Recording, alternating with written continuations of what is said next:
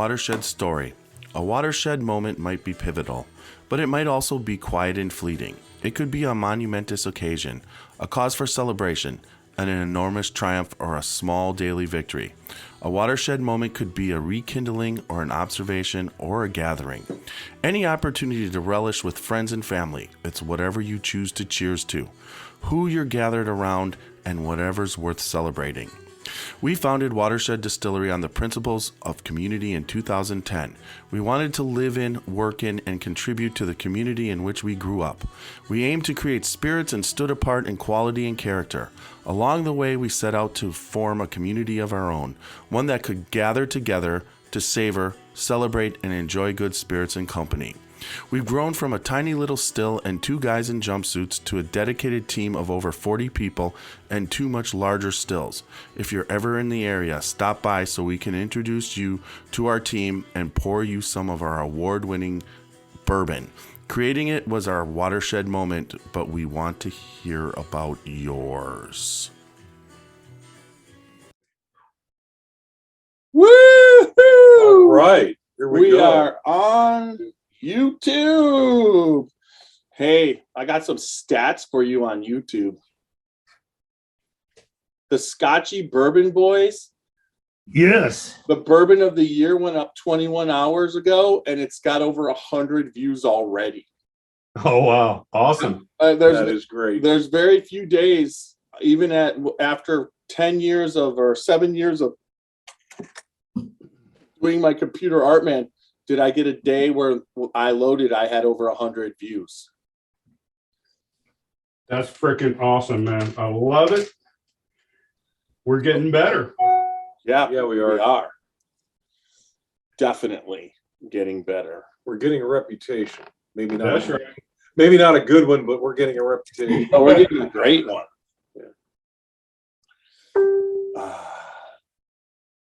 You see John Madden died? Yes, I did. Yeah, about an hour and a half ago.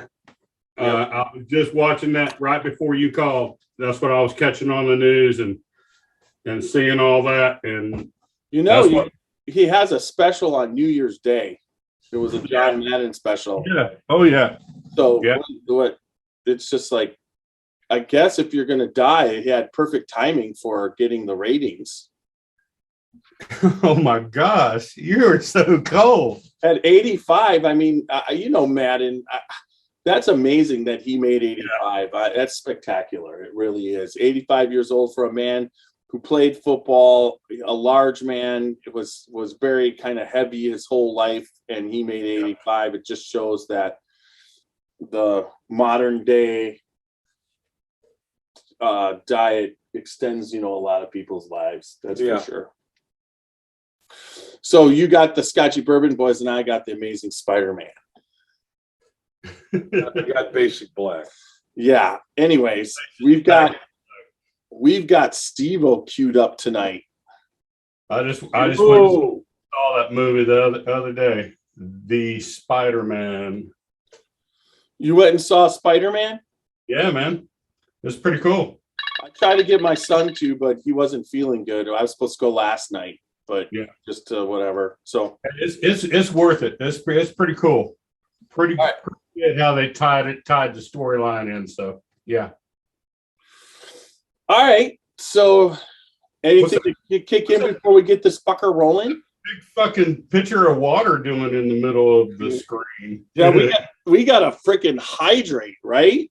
Oh my gosh. Yeah, but I keep mine off to the side.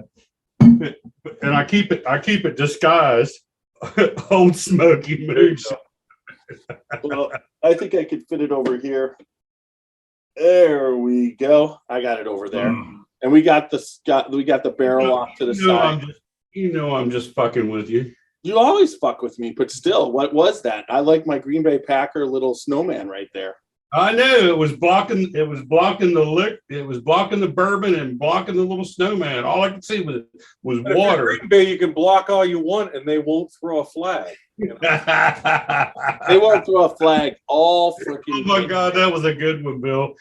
That was so good. I wish. Hey, that's got to make it. That's got to make it into. Hey, Hey, I was a Packer fan for from 72 to 92, 20 years of every single play going against us. So anytime there's a play that you get, I'm all for it.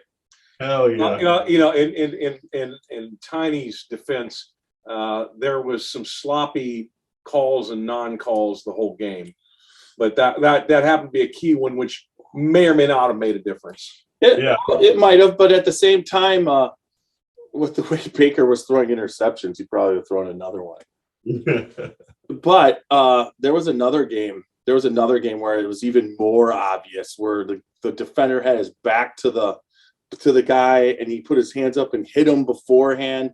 Jumped in, the receiver jumped up, and they didn't call it, and it cost the team. Was the last play of the game, I think, and it just was. It was like it was over, and it shouldn't have been. Yeah. But they don't allow that this year. Those pass interference calls to be reviewed, because otherwise Vegas wouldn't have the control that they have. Vegas Allegedly. Vegas wouldn't have the point Allegedly. and make all that money they'd be making. Yeah, they got to make their money. That's how it works. In Harris Cherokee, because now they got the betting over there at Harris Cherokee. Well, here in Ohio, it's legal to do sports betting. So I mean, they really got to control it, because it's just legal everywhere. You could gamble. Everybody's gambling. So they were talking about it probably doubled the industry, being able to place bets in every single state. Awesome. Yeah. Our forefathers didn't know what they were talking about when they outlawed gambling, did they? No, they didn't. All right. Especially blackjack and craps. That's what do they call it? Licorice and the shits. Yeah. I'm terrible at both. So Hey, the last time I played blackjack, I think my last 5 hands were a 21, which ended up being a push. It wasn't a blackjack. And I got waxed with 2 20s, a 19, and 2 18s. hey, bring your money on down to Cherokee. Oh my God! I'll just write you a check. I mean, He's good at blackjack. Yeah. No, that's the thing, Bill. You're not playing me. We're playing the fucking house and the whole table. It don't matter if you have fucking 12 or 13.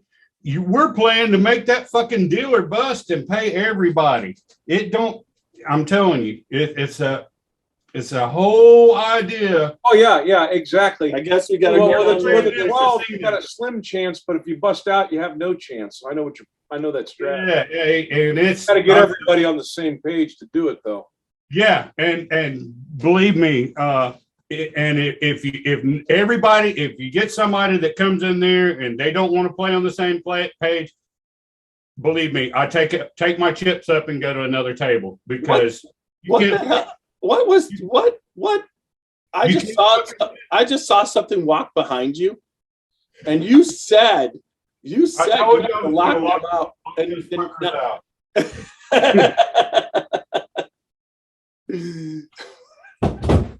All right. They're out.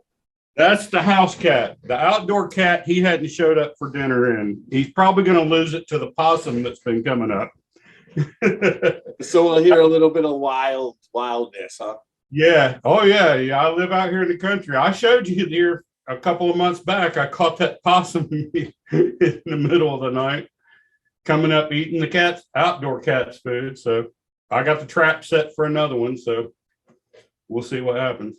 He's been out foxing me the last couple of nights. So yeah, possums. The fucker's been going halfway in the cage, eating up the food, halfway into the cage, and turn around and going back out. He won't go in far enough, and even I'm putting it right on the lever that meshed the door. He's turning around and going back out. He is smart. This one's smart as hell. Yeah, that's because he's been caught before. No, if he gets caught by me, he's dead. Yeah, but if he got caught by someone else and they let him go, he knows what the hell he's doing. They know that. Don't tell me. Not around here. If he got caught by somebody else around here, he probably got cooked. Okay. Down south. If you're catching them, you're just going to take them to Allen's. Alice's restaurant. All right. So Great to be here. I hope y'all had a great Christmas. We did. we did because of you. Yeah. I mean, Great Christmas. so yeah, we could talk about that a little bit once we get the podcast part going, the dual YouTube podcast part going. But it was pretty amazing overall. Starting Friday night to Saturday to Sunday, it just didn't stop. So Yeah. I woke up and went to work on Monday, and my body was sore, and it was sore from moving so many presents and being Santa Claus, getting up and down off that floor, and there wasn't enough bourbon to fix that. I'll tell you what, and Rachel put out a spread of food on Christmas Eve, and Karen added to it with some appetizers and cookies, and we just ate like pigs. It was. I got an Oklahoma Joe's smoker, and it's like what would you say, a bullet, but it allows you.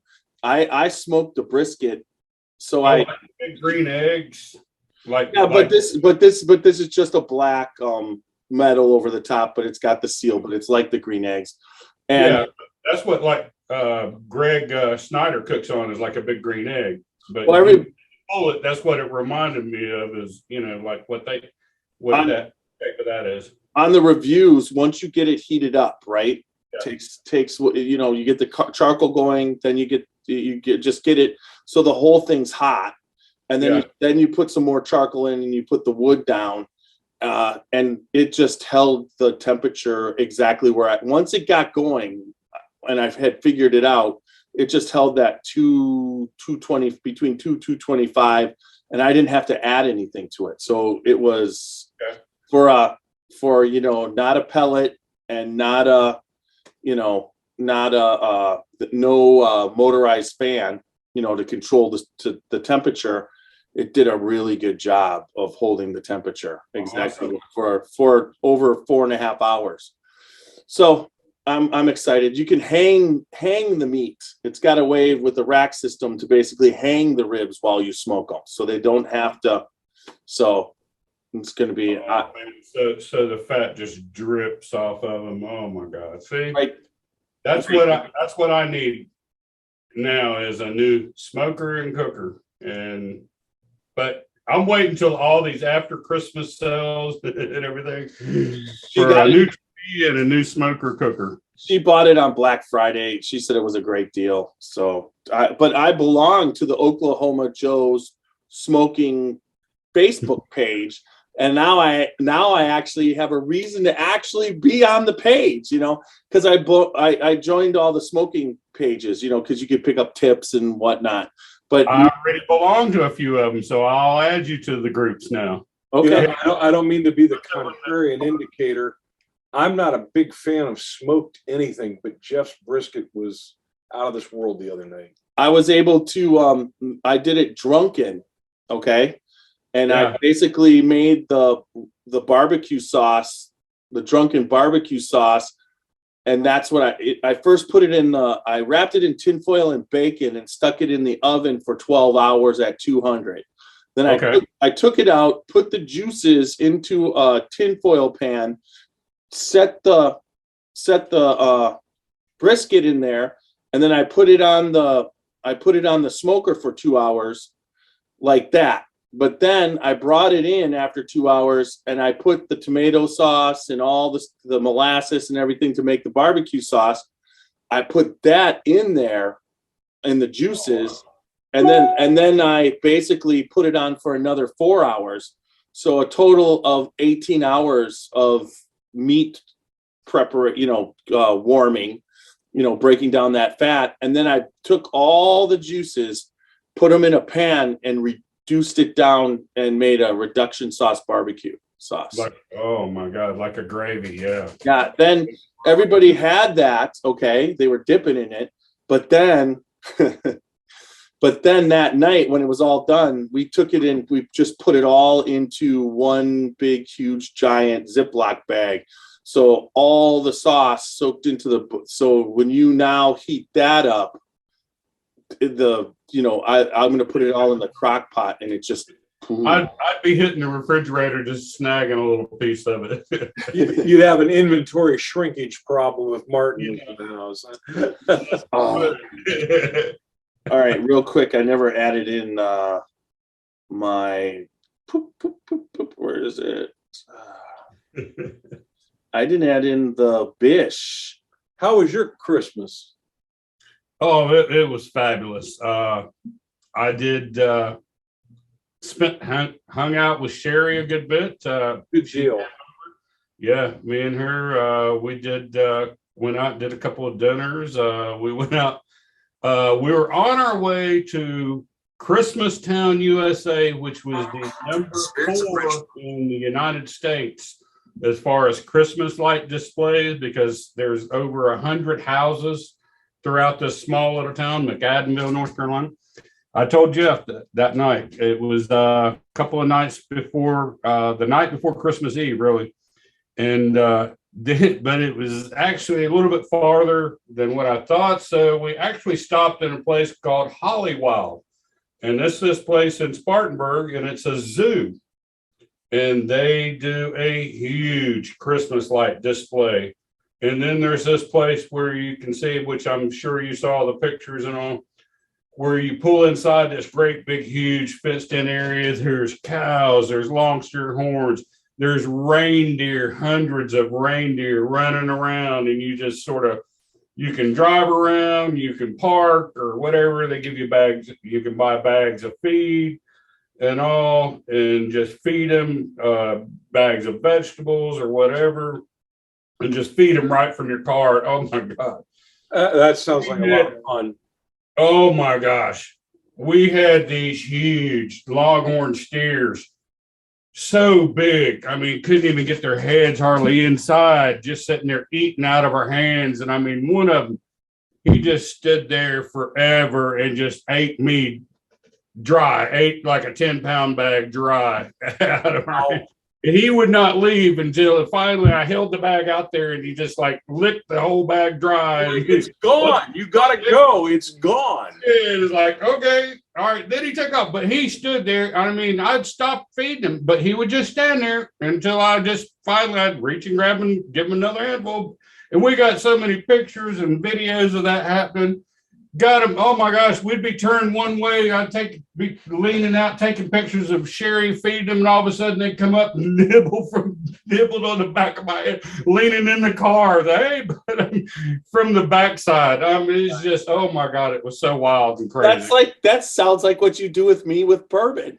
Yeah, exactly. Hey, let up here. Like you just keep. I won't leave. You just got to give me another one, and before you know it, I'm nibbling on the back of you. Old Carter. Old Carter. It was like this black cow. He'd come around. He came back 3 or 4 times, I swear. He nibbled me on the back of the head. He'd leave for a little while, run around all these hundreds of cars out there, and then he'd come back, and all of a sudden come back, and he got Sherry, bit her on the ass. I swear. She was leaning over taking pictures of me and that big old steer. And all of a sudden, oh shit. He then leaned in and bit her on the butt. Give me some of that old Carter bourbon. Yes. Oh my gosh, it was Definition of a booty call. It was hilarious. It was hilarious. It's a shame you don't have a video of that. Oh, he does. Oh, you do? Okay. I got pictures and videos of those big, huge horns on the reindeer. Look at some of the posts that I posted one the other night when I was drinking the Stag Junior. Of like look at the post on the Scotchy Bourbon Boys of when I drank the Stag Junior. I put 2 pictures. because and hone in on those pictures, you can see, oh my God, big, huge 12, 14 point reindeer bill. The horns are just gigantic, big, huge. I knew you'd love them, but you got, zoom in on the picture because, it was nice. It was fun. Something just super cool, and all the kids that go through there just have a blast. Something that's a little bit different, plus all the huge Christmas light display that they have throughout the whole park. That's a big drive through that lasts for about over an hour, hour and a half, 2 hours of driving through itself. So that sounds like a blast. It was. Yeah. So you ready to start this? Let's get this thing on the road. I'm excited. Just out of curiosity, are y'all pre-sipping on anything? Yeah, I started up the wassail. So we both had a.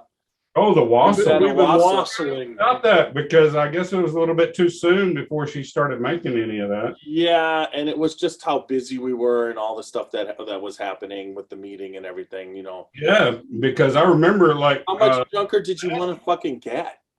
That last year, I mean, she actually was making the wassail while I was there, and I actually got there earlier.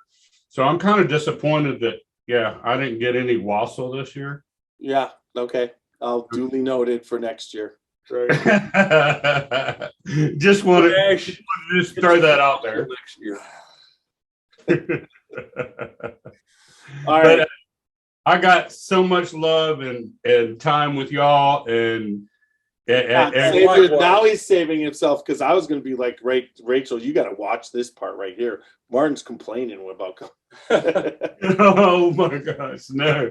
Yeah, see what side you're on next year. All right, fucker. Yeah, I got you. Oh, hey, like you said, duly noted. All right, so we're gonna get going right here. So we could carry this conversation on. And what? You didn't ask me what I'm sipping on. What are you sipping on, Super Nash? I'll ask you again. I am sipping on Partridge in a Pear Tree. It is.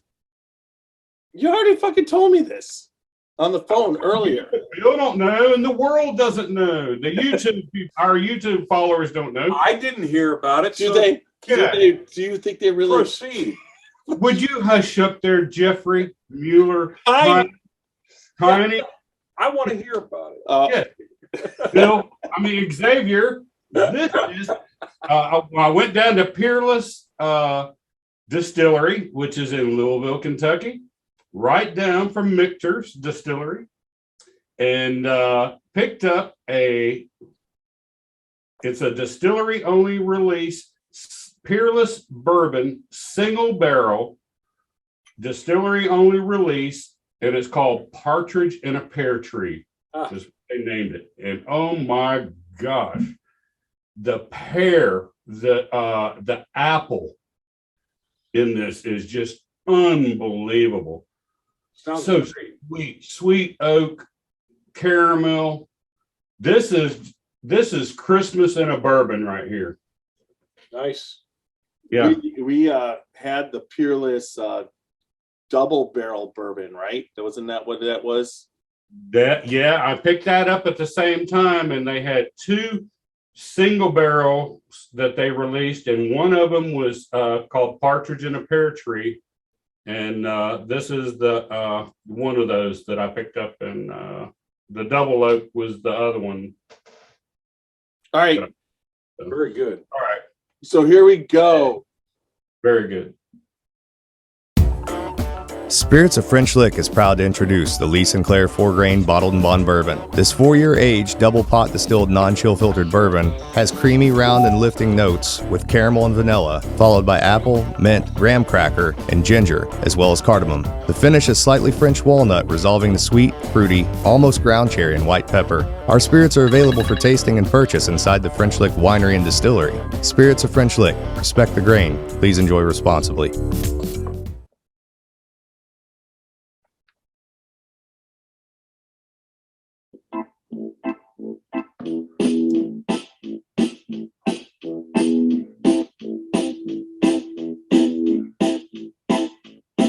Oh, show me the way to the next whiskey bar.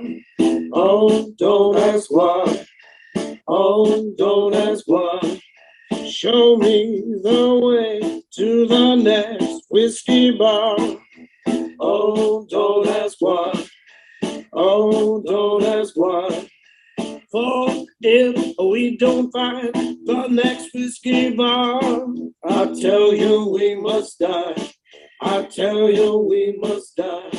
I tell you, I tell you, I tell you we must die. Woo! All right. Yeah, that's the All new right. opening by Little Steve-O. Yeah. Fantastic. That's Yeah. Little Great Steve-O. job, little Steve-O. You got to check him out at www.littlestevo.com. Steve Fine, intensive acoustic blues and rock. And just from his website, Little Steve-O, Stephen Fine is known for being a very soulful, passionate, and emotive singer that pulls you straight into the song. And I'll tell you what, we've experienced that personally. Yeah. He performs solo, acoustic guitar, classic rock, as well as in blues duos, 4 to 5 nights a week throughout the Akron, Canton, and Cleveland area. We catch him at the Stillhouse at Gervasi. He's there 2 or 3 nights a month, about every other Sunday. Yeah, every Sunday other evening from Sunday 7 to night 10. he's usually there. Again, if you check out his website, littlestevo.com, you'll see his schedule and a lot more information. And he really does a fantastic job. If you're in the area, try to catch him. He's got his album is on there. Check that out. And then he's such a great guy. We basically, I've been looking to change that intro. My glasses. Elektra Records taking all of our profits and everything, and I've been looking to what can I do, and I really didn't. Well, I asked him about a month and a half ago if he could do that intro, because we only use about 45-50 seconds of that song, and that's a cover song that the Doors did, and I'm always been a huge Doors fan, but when I asked him to do that, he worked on it. It took, every 2 weeks I'd talk to him, and he kind of let me listen to it, and then he emailed it to me, and I didn't realize that he had emailed it to me. So when we showed up on that Sunday, he goes, "You didn't like it, did you?" And I'm like, "What?" And he's like, "I emailed it." I'm like, "Oh my God, I didn't see the email." So I played it, and I was just blown away. I mean, and with that song, like every song he does, he sounds very similar to Jim Morrison on that song. And if he does any song, if he does a song by the Eagles or by Robert Plant or Springsteen, Steve Miller, anybody you can think of that, Springsteen, he sounds like the artist. Probably one of the best local cover guys when it comes to his voice that I've ever. It's just worth. Usually when we're out or whatever, and there's a band playing live music in the summertime or whatever, they're kind of background music. You kind of listen, whatever. But he is actually legitimately, when we go with the mindset that we're happy that he's there because we want to listen to what he's singing. He's the only background musician that we will break our conversation just to listen to him. Well, because it's so good. Think of it this way. If you'd stay for a Sunday night one time, instead of always, blowing out of here, we take you to hear him. And given that, this is the first year that y'all didn't take me to the Gervasi house. What in what format did you think we were going to go do the for what the other 50,000 things we were doing? We haven't quite mastered interdimensional travel and space-time continuum. But as soon as we do, we'll make sure that we include you on your next 3-day trip.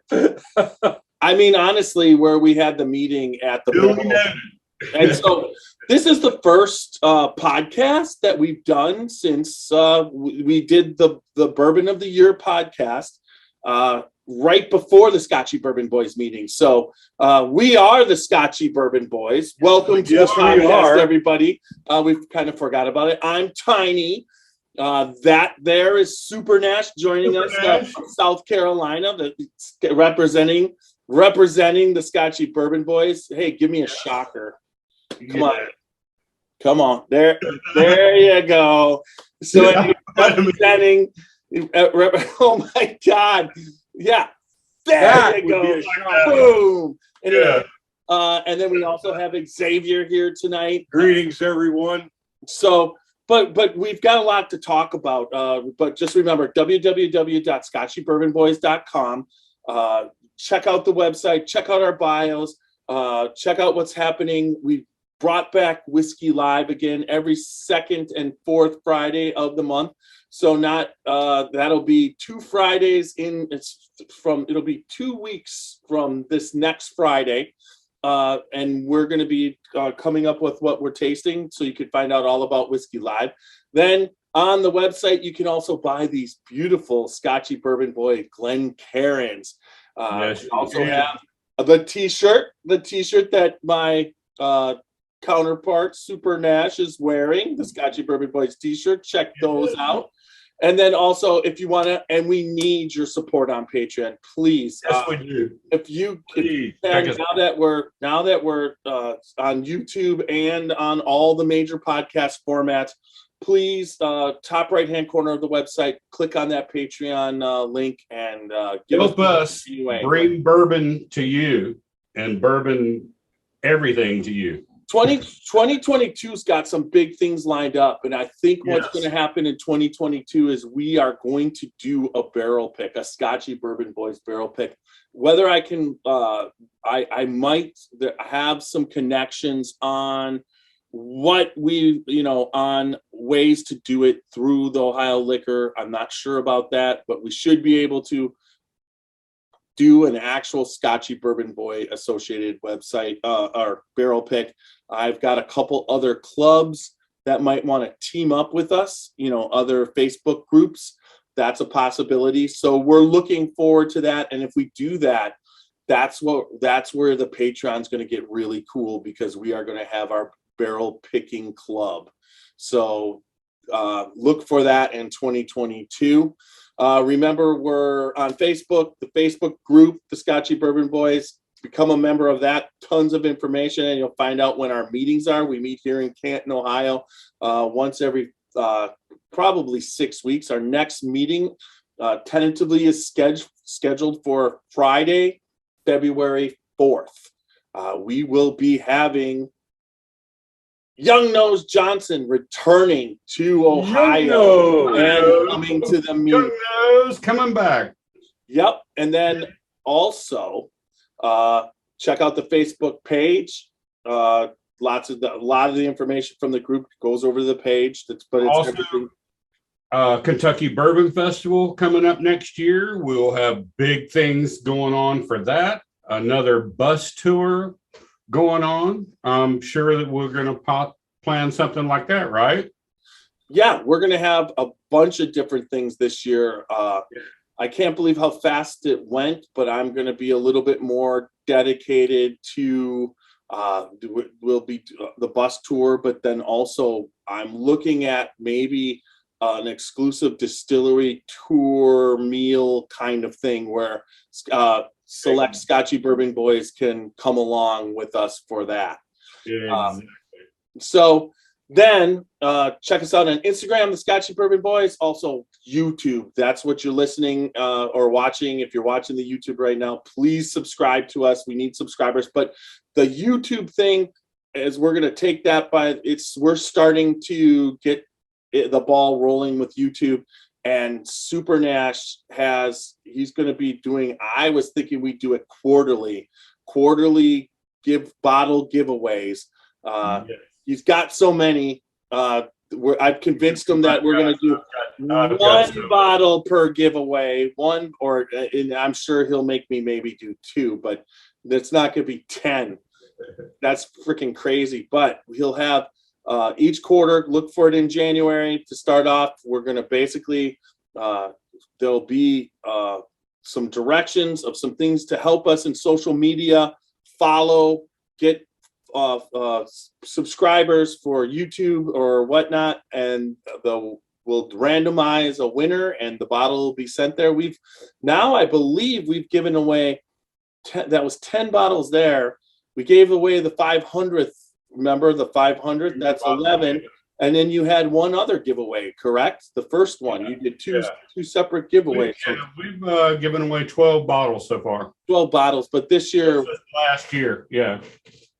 So this year we're going to be doing more of the bottle giveaway. Hopefully, keep growing that YouTube platform, and then we might be able to throw in some swag or something along with those bottle giveaways. Yeah, for sure, sure. We should be able to. We've got the Scotchy Bourbon Boys have you covered there, and but then. So there we go. We got that whole promotional thing. I think we got pretty much everything covered there. But that brings me to the Facebook group, and I've got that right here. It looks like we've got a bunch of new members this week. Yes, we have a total of 13 new members. And all right, outstanding. It's outstanding right here. All right, so the first that read James Wolverton is the distillery operator at Castle and Key. He joined the Scotchy Bourbon Boys. That's awesome. I can't wait to communicate with James.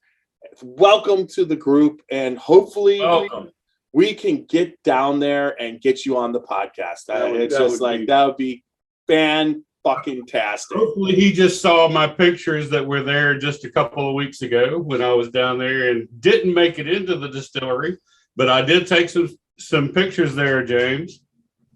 So then we have Clinton Bourbon, William Jackson, Daniel Wolf, Jonathan Reed, Dustin Marlowe, James Farrell, Roberto Sorgi, Jake Berger, Eric Lanham, Paul Prince, John K. Delisle, Nicholas Knupp.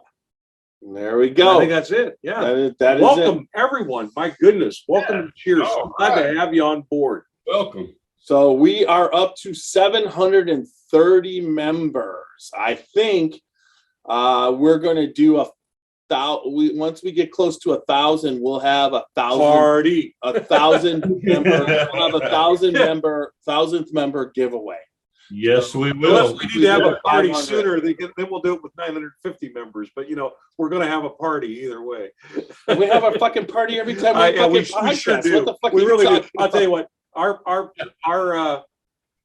parties there when Super Nash was in town, and the podcasts we did were epic. They were which then led to our meeting, which we can discuss. All of us were there. Shout out to Carrie Sullivan, the owner operator of the Barrel Room. What a fantastic job she did. North Canton, right? Yeah, and it really went the fuck off that meeting. 24 total people and 17 I think tasted. It was just a fantastic time. There was a food truck. Next time we will be getting into that larger room, because I'm working on. I'm going to let her know the date, February 4th, and hopefully we get in there and it's just as fantastic as it was. There. It was a great time, and it was so well done. Well, it's really cool that we pulled new Scotchy Bourbon Boys from the line when we were waiting that morning at the Giant Eagle for the bourbon release.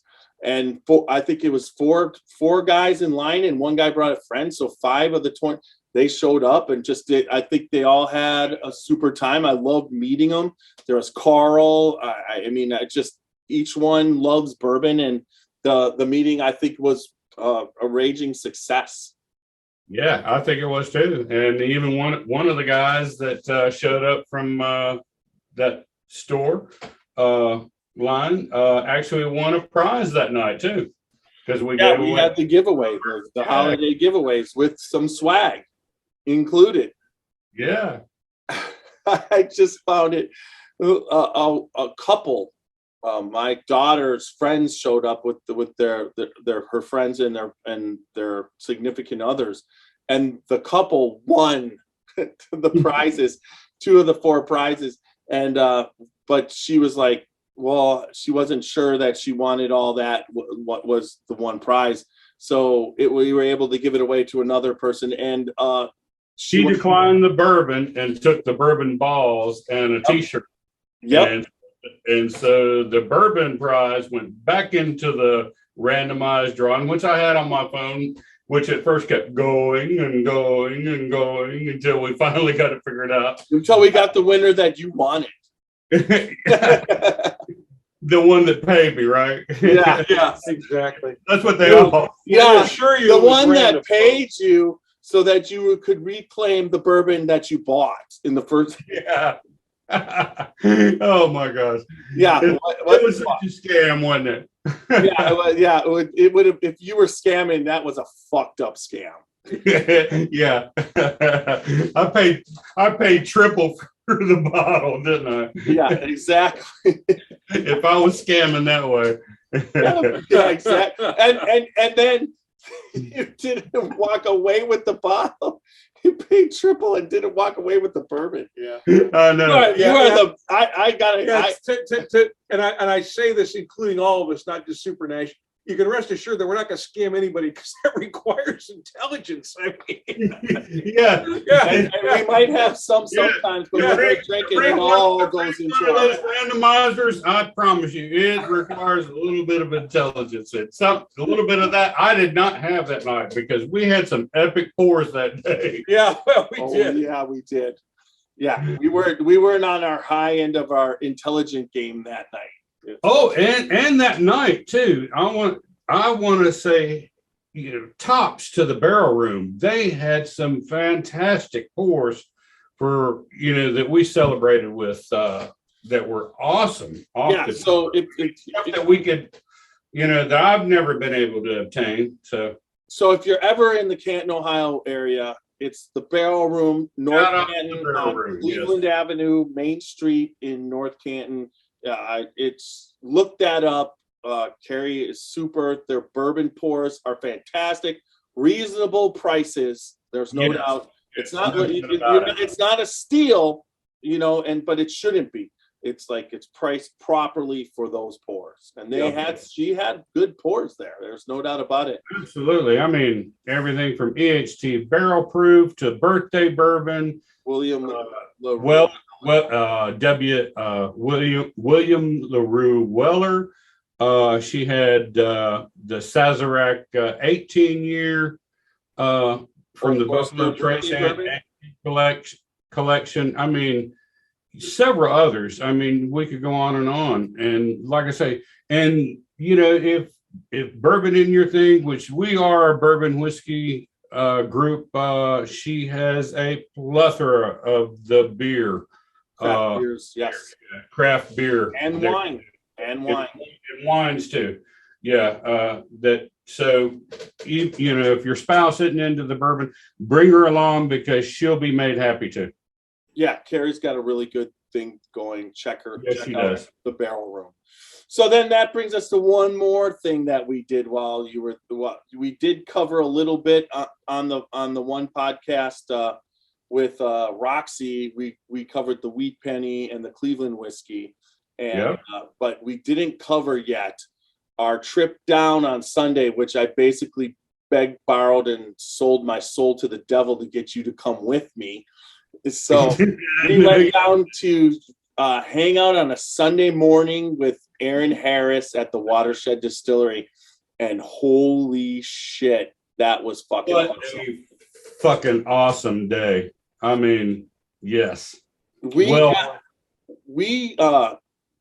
thieved from a rye barrel that they have in their warehouse, in the Rick House of Watershed, and we put that on Facebook Live, And that was pretty spectacular because it was back to Not your normal copper thief. oh my, Barrel thief. I think he stole it I think he stole it off an air conditioner to make a still, but it didn't work out. So he just used it as a thief. Yeah, because we couldn't find the regular thief. It was hidden somewhere. Yeah, we One found of the distillers hid it somewhere and left it somewhere put up, and we couldn't find it. So all of a sudden, we found this L-shaped piece of copper with a little elbow tube in it, quarter inch copper tube. Hey, clean. It worked perfect. Actually, for putting it into the glasses, I thought he had a little bit more touch than a normal big 1/2-inch copper tube on the thief. Hey, I thought he did. I didn't think he didn't lose very much at all. That's what I mean. He had a lot of control with that small, and then he was putting into the glasses. I was like, wow, that's kind of cool. That just doesn't come out and overflow. He put it in those little cups, and I mean, he didn't lose much at all. He did damn good. That was some spectacular 5-year-old. I can't wait to taste that once they put it out. But that barrel proof was spectacular. Yeah, and it's not even ready yet, and he said he didn't quite know when they were going to pull it, so or what they're actually going to do with it. But it is really good, and so that was a blast. Plus, we got to taste the bourbon chino, the 5-year aged bourbon in 6-year aged bourbon, no chino barrels, right? No chino barrels, yeah. Okay. Yeah. I think. Okay. Yeah, you're looking around for them, and they're not close by. Are they? Grab that one right next to the rabbit hole one. See it right there, the one right there on the other side. Yep, that's the one. There we go. Okay, let me see if that's it. Barrel strength bourbon finished in no chino barrels, and it is 5-year. Yeah. But this is a podcast. We're doing a podcast on that. I got the 6-year. Yeah, you got the 6-year aged barrel proof aged in apple brandy barrel, which is spectacular. Just take a nose on that. Oh wow! But we were able to, and this one is I can't wait to do the podcast. You've already got a bottle of that 6-year, right? Yes, we'll taste that too. We actually I believe we did it. We tasted that with Ann right after coming back from Kentucky Bourbon Festival, and you were on that podcast this way. Yeah, that's when everybody got to meet Ann. Now, go ahead. This is one time where you're going to have to send me up samples of that stuff and the Nochino. Yep. Yes. Or the what's the other one? The dessert one that we taste. Yeah, that is bourbon chino. Chino. And I also have their Nochino. I have which is all spectacular. But one of the cool things that I got from my wife for Christmas, is I got the Hibiki Japanese whiskey. Yes. I'll go into detail about that. We don't have time right now, but that one I'm going to have to send you and I'll send you and Young Nose samples, and that we'll do a Japanese whiskey tasting on a Saturday morning with that. That'd be cool. Go into that, but that one is not that bottle is supposed to be pretty spectacular based off everything I'm hearing that it's worth the price to play. So anyways, he also gave us a cool distillery tour. Oh, he even said, oh my gosh, we went through. Been a gift up for me. Thank you, Aaron. Yes, he basically. Yes, he did. Yeah, he gave me a t-shirt and hat. Exactly. Very nice. Yeah. Sweatshirt, hat, T-shirt. Yep. Yeah. Oh, yeah, and it was so cool. What I did want to. Aaron was really cool that day, and just so much fun, just hanging out with him for And that white dog. 2 or 3 hours. Yeah. Oh my gosh, the white dog. Yeah. And then he pulls that white dog. It was 147 proof, somewhere whereabouts. Just a couple of sips because I had to drive, but just a couple of sips or two. But all the flavors were there at that proof. Unbelievable. I mean, you figured at that high proof, all you're going to taste and smell is ethanol, and alcohol. But no, oh my gosh. Yeah, it was really cool. And then we got to sample their bottled in bond their fourth batch 4, which was so spectacular that I don't have any left. I drank. You saw my picture when I from Christmas with Oklahoma Joe. I had that gone. Yeah. That was gone during. That's what I drank Christmas. So wonderful time down there. Upcoming Watershed Distillery podcast. Look for that sometime, probably in late January, early February, and we'll see if we could get Aaron to pop on with us. Hopefully. Hopefully he can. Yeah. Yep. That's great. So that was wonderful. Now that brings us now to what we're doing today. And tonight, we were able to actually you were able to obtain the Wild Turkey Master Keep 1. Here we go. It comes in this beautiful, beautiful box. Now, the Wild Turkey Master Keep 1 is 101. It's you're showing the box. You can do that. And it's 101 proof. So we're going to start off with that. But the other spirit we're going to be tasting is the WB Saffell Kentucky Straight Bourbon, which is very, very, very unique. Wouldn't you say? I mean, it's where it says it's distilled. You see that it doesn't actually, but it's made by what's the name of the company that owns Wild Turkey? Starts with a C. Campari. Is it Campari? Oh, I hate when I have mental blocks, but you should Campari. It's Campari. So it's made by Campari. It has everything to do with Wild Turkey, this distillery, because that's what the distillery that's owned by Campari. But they basically say it's made at its own distillery, aged, and it's supposed to be similar to the WB Saffell line pre-prohibition, right? Correct? Yeah. 19. Yeah, pre-prohibition. So let's because that's 107 proof. We'll proof up, okay? Which one? Yeah, which one are we going to taste first? We're gonna do the Master Keep 1. Master's Keep 1. Okay. All right. So do you've got mash bills on these? Yes, I do. All right. Master's Keep 1. It's got a beautiful, beautiful bottle. And look, I got it right here by the Campari group. Yeah. Thanks for your help, fucker. But everybody who listens knows that's a tiny moment right there. Glad I could let you struggle there. Yeah, I appreciate it a lot. But I'm still recovering from my wounds on the grenade I fell on a couple weeks ago, so I just kept my mouth shut there.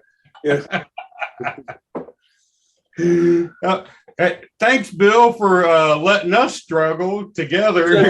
This has a super I didn't hear anything at the time, but copper top. I mean, the top is copper. The stopper. Oh, yeah. It's beautiful. It's pretty heavy, and the whole top up there is thick, heavy copper, which and the bottle is embossed, yes, with the turkey is, and it's just a beautiful bottle. Yeah, with a flying turkey, which could lead to some controversy, right? Whether they could cut down on because the price of this, in which I picked up both of these bottles at Wild Turkey and it cost $196.10 out the door, tax and all. Right? Tax and all. So that always leads to a little bit of controversy with bourbon drinkers, right? As to, if they cut down on this beautiful, beautiful box that they put it in, right? Yeah. And then the embossed bottle that Jeff was talking about here with that flying wild turkey. And then that heavy, heavy copper top that we're talking about. And I mean, this thing almost weighs a pound of copper up there on the top, right? Yep. That leads into a lot of controversy with bourbon drinkers. Oh my God, we're really down to brass tacks. We want the bourbon to drink. So do you cut down on all this beautiful packaging, and can you cut down on the price for us? No. It's not what you like. No. Once again, this is like, if that's what you want, go buy Kirkland, fucker. There you go.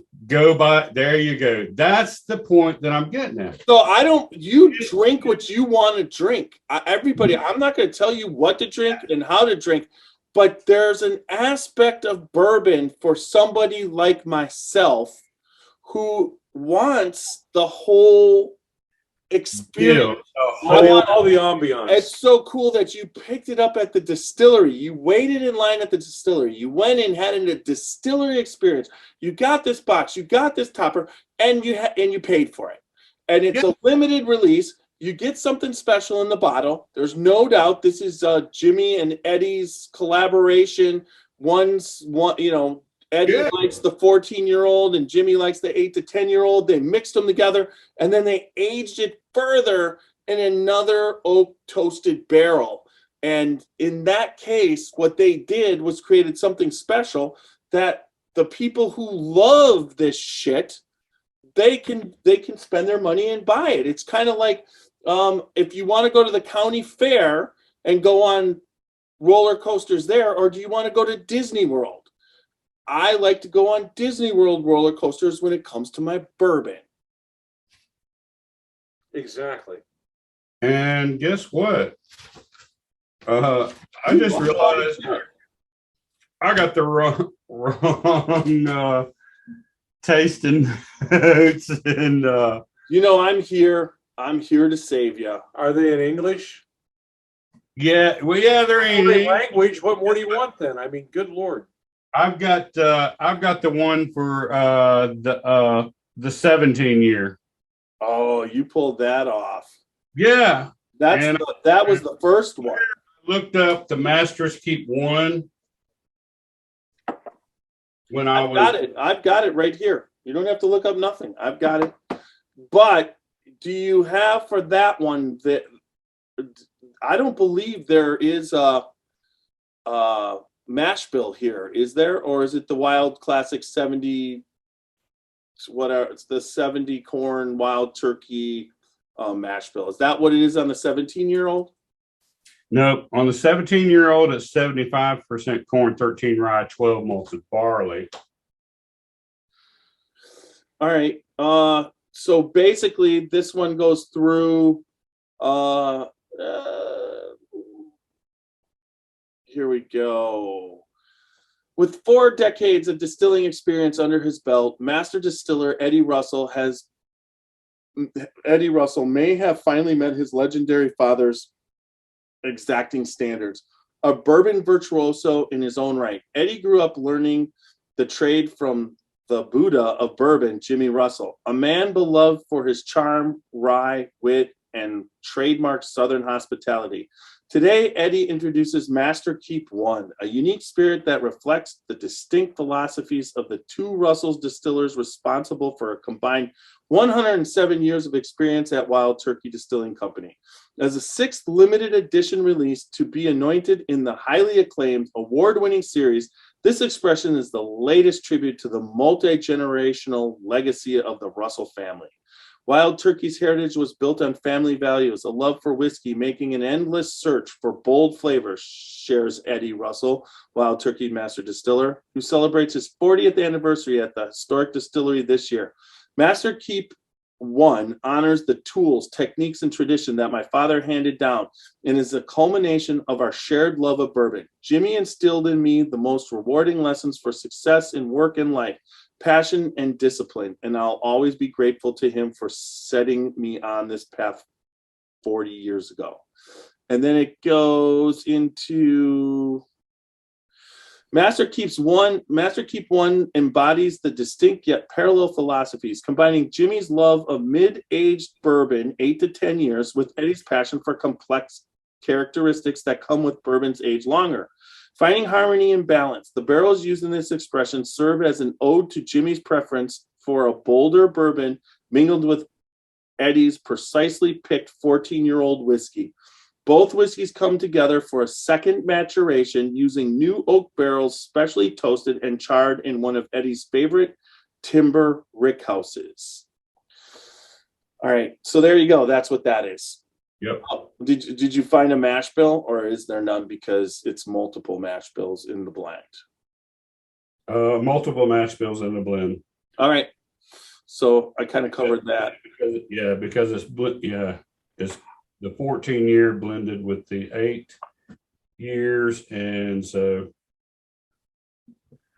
I wanted to point out the beautiful deep amber color of this expression. Yeah, this one's This more. is This is like a mahogany. Wouldn't you say? Yeah, it's just a deep amber, I would say, but or a dark caramel. or dark caramel. Yeah, it's Dark got a caramel. really rich color that's very, very pleasing to the eye before you even tackle the nose or the taste. I agree. Very, very beautiful color. Yeah. As everybody can see, as I'm showing it to the camera. For their pleasure in Super Nash has it. beautiful natural light there. Yeah. In my, just this time, a wild turkey. Oh, nicely done, Super Nash. I'm tasting in the Scotchy Bourbon Boy Glencairn. I'm saving my Scotchy Bourbon Boy Glencairn for the WB Saffell. I actually have one of those wild turkey ones when we were there the first time when me and Roxy stopped by. She got one where it was a drink with the Glencairn where they had the honey. They had the wild turkey honey thing, Yeah. the whole thing to put together so you can make a drink like that. So I got the wild turkey Glencairn. I was happy. You would not believe the comments that I had the day that I posted your bottle on site of all the girls that, oh my gosh, pick me up some wild turkey honey and bring back. Yeah. So yeah, the ladies love the wild turkey honey. All right. So the nose on this is exquisite. Now, we are going to barrel bash both these, not compare them, but we're going to barrel bash them to let everybody know what we think. Our barrel bashing rating system has changed for 2022. Tiny, felt that the nose. It changed the last part of 2021. Yeah, but Going into 2022. Right, but this is for 2022. I just released it quicker because it was just such a great idea. Yeah, this is the pre-2022 release. Yeah, and just so you know, sometimes I break the rule. Much to Xavier's demise. Yeah. But anyways, the rating system is the nose you can score 4, taste you can score the 5, body you can score 4, and finish, you can score 5 with one category that if you think is exceptional, you can add an extra up, which One category, right? one category. Unless you're tiny. Yeah, unless I'm on my 3rd podcast of the day. That's what I was trying to pull out, Xavier. Yeah. Exactly what you said. I was trying to get that out of somebody. Thank you, Xavier. Well, you know, I wanted What? an independent opinion, and you know, he brought in the officiating team from the Christmas Day Browns Packers game. There you I go. was going to lose either way. Yeah, and both ways I won. Yes. I'm with you, Xavier. I'm with you. Hey, this is fucking home Cheers, field brother. advantage. Yeah. Cheers, brothers. Cheers. Let's nose this wild. You want to grab that barrel down there real quick? All right. Oh my gosh. I'm out. You There's got no to time. grab the barrel. You're grabbing it. I thought Grab you were. Oh, that bum. gosh. I didn't want to see that on camera. I think you're wearing a belt. Well, you know, Here's the hammer. You can hammer. So if I get out of control, hammer. Yeah, there you go. All right. And so I really like this nose. Oh my You know, god. it's funny, but that is not a classic wild turkey nose. There's a little bit of rye. There's some baking spices, a little bit of caramel, but this also has a willet aspect to it. What? Like willet bourbon or willet. It's got like a nutty. As someone, yeah, I get that a little bit. I'm getting heavy. Inhale some Nice, water to nice. clear your palate. It's not like I was drinking fucking willet. I'm getting lots of vanilla. I'm getting caramel, baking spices. I think this has a nose to me. Vanilla and caramel and just a little bit of the baking spices, but it's like white pepper. It's not like cinnamon or I'm talking about, it's got a peppery rye. yeah. yeah, like white pepper maybe. Yeah. Not like black pepper. It's not like a burning black pepper. When I open my mouth, I can taste cherry. There's a little cherry. So let's see what they say. Notes of toasted and charred oak result in an enticing aroma of sweet honey and brown spice with bold vanilla, butterscotch, and caramel that evolve into a fresh and lingering toasted oak finish. I really like this. This tastes, there's an aspect of, there's a char there. I'm getting almost like almost like a citrus, maybe like a sweet orange peel, just like you. Are you talking about nose or taste? Just like if you mix yourself a whiskey highball and put a twist of orange in there. That's Yeah, like the spray of the orange. Yep. Yeah, there's definitely that there. A citrus. I don't spray. get butterscotch. I get caramel, I'm getting caramel, and I agree with Super Nash. but I'm just going to tell you, white pepper and it's very, very, very all the definitely the balances that are happening. There's a toasted oak aspect of it that's coming. It's exceptional when it comes to that nose. I love this nose. I do too. This is one of the best noses that I've had in quite a while. I'm just like, because I'm picking up everything off of it. yeah, in about a week.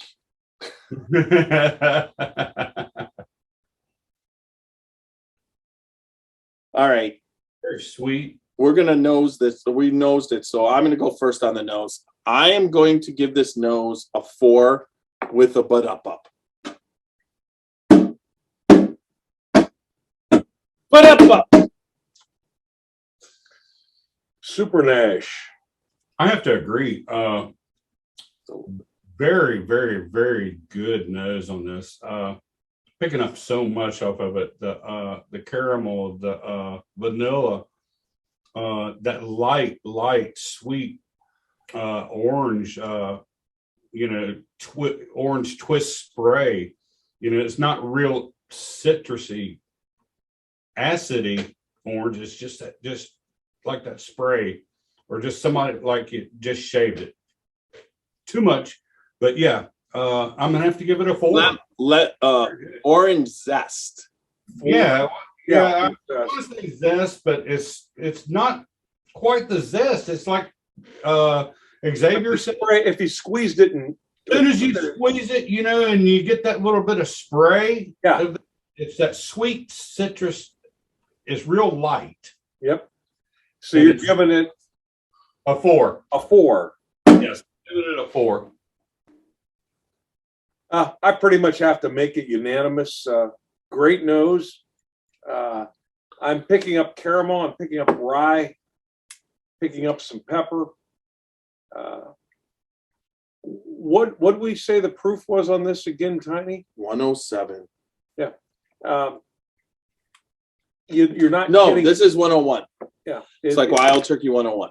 So, It has a very rich nose. You don't get any ethanol. It's nice. I give it a 4.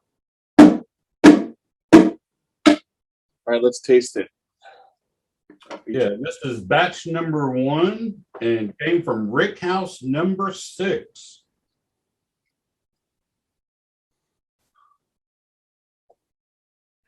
I do get the honey and brown sugar.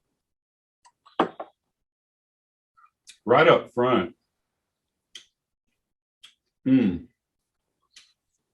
Oh my gosh. And I get like a honey, brown sugar, and maybe like a black tea. Yes.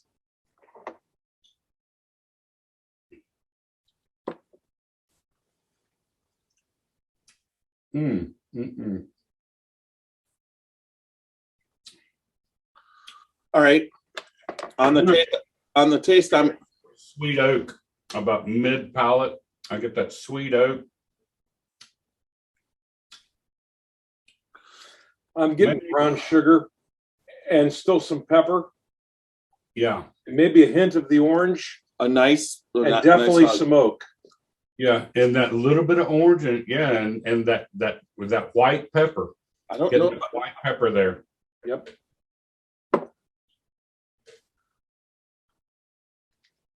I don't get the oak till the finish, and it's tobacco. I like that tobacco oak. I was gonna say maybe leather, but it might be tobacco. Maybe it's tobacco. It's Yeah. more tobacco than leather. I do not get that I'm chewing on my baseball glove right now. Yeah, I get that tobacco. It's Not almost dark chocolate, but it's not. It's like that's the difference. It's tobacco. It doesn't have enough of what tobacco, leather, and dark chocolate are really close, and it wants to do it, but it's not doing it. It's staying in the tobacco. I agree. Yeah, it's like a So the taste for me on this one is tobacco leaf, a like 4 or wet 5. tobacco leaf, cigar leaf. I give it a 4 or 5. 4 or 5. I really like this bourbon.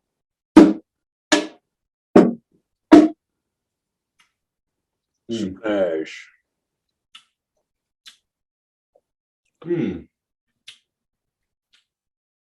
I am gonna have to give it a 5. Ooh, he pulls out. Yeah, because I am just pulling out the flavors each time I taste it.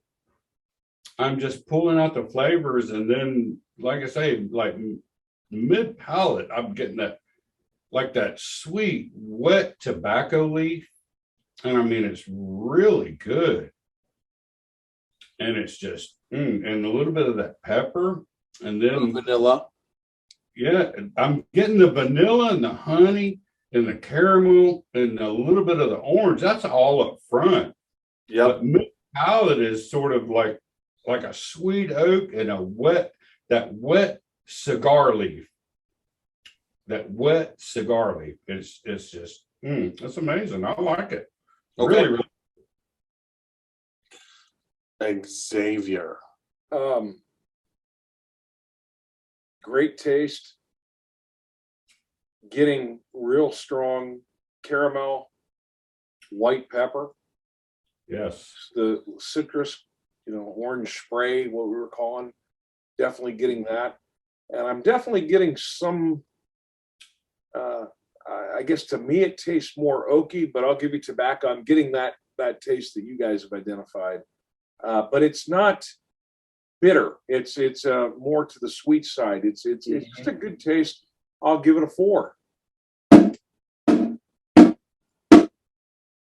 All right, the body is for a 101. It's okay, but it's still this body. I give the body a 3 out of 4. It's just when you're talking 101 proof. And it's the back of my throat. It's all through my tongue, but it just, even with the Kentucky Chew, it doesn't hit my cheeks. I just don't get that full body off this. And as far as the legs go, it's light. It clings to the glass, and the legs are, I mean, it's not thick legs. They're thin legs. It's a little thin. Yeah. So you're giving it Looking at it and trying to show everybody in the glass. Yep. You can see right there how they quickly form into legs, and they're spaced out and they're thin. Yeah. Yep. I give it a 3 out of 4. Super Nash. Not to go into much more detail, but the body on this, it doesn't quite reach the sides of my mouth like I'd like to. It gets midway and hits the roof of my mouth. It doesn't quite reach the sides. In the glass, it doesn't quite have the thickness and the syrupiness that I'd like to have in a body of a bourbon. So I have to give it a 3 too. I pretty much concur with you guys. I would like to add that when you try to do the Kentucky Chew with it, it kind of ignites the pepper in my mouth, and the thermal factor then begins to mask the other flavors a little bit, in addition to not really filling up the way you'd expect it to. So I concur. I'll give it a 3. All right. So the finish, we're going to go and start with Xavier this time. We're going to flip it around. All right. Right. All I right. gotta pay attention now. If you can dodge a wrench, you can dodge a ball. Oh, yes, you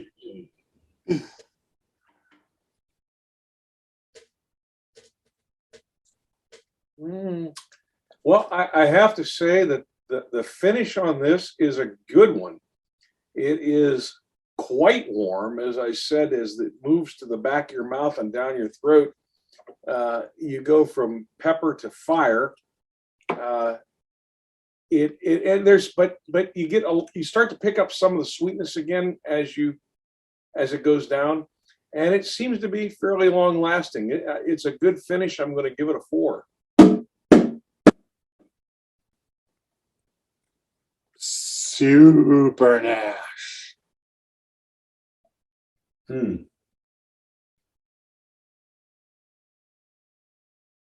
I kind of a little bit torn between a 3 and a 4 on this finish. Although this didn't quite hit the sides of my mouth, but yet the flavors carry through all the way through the back.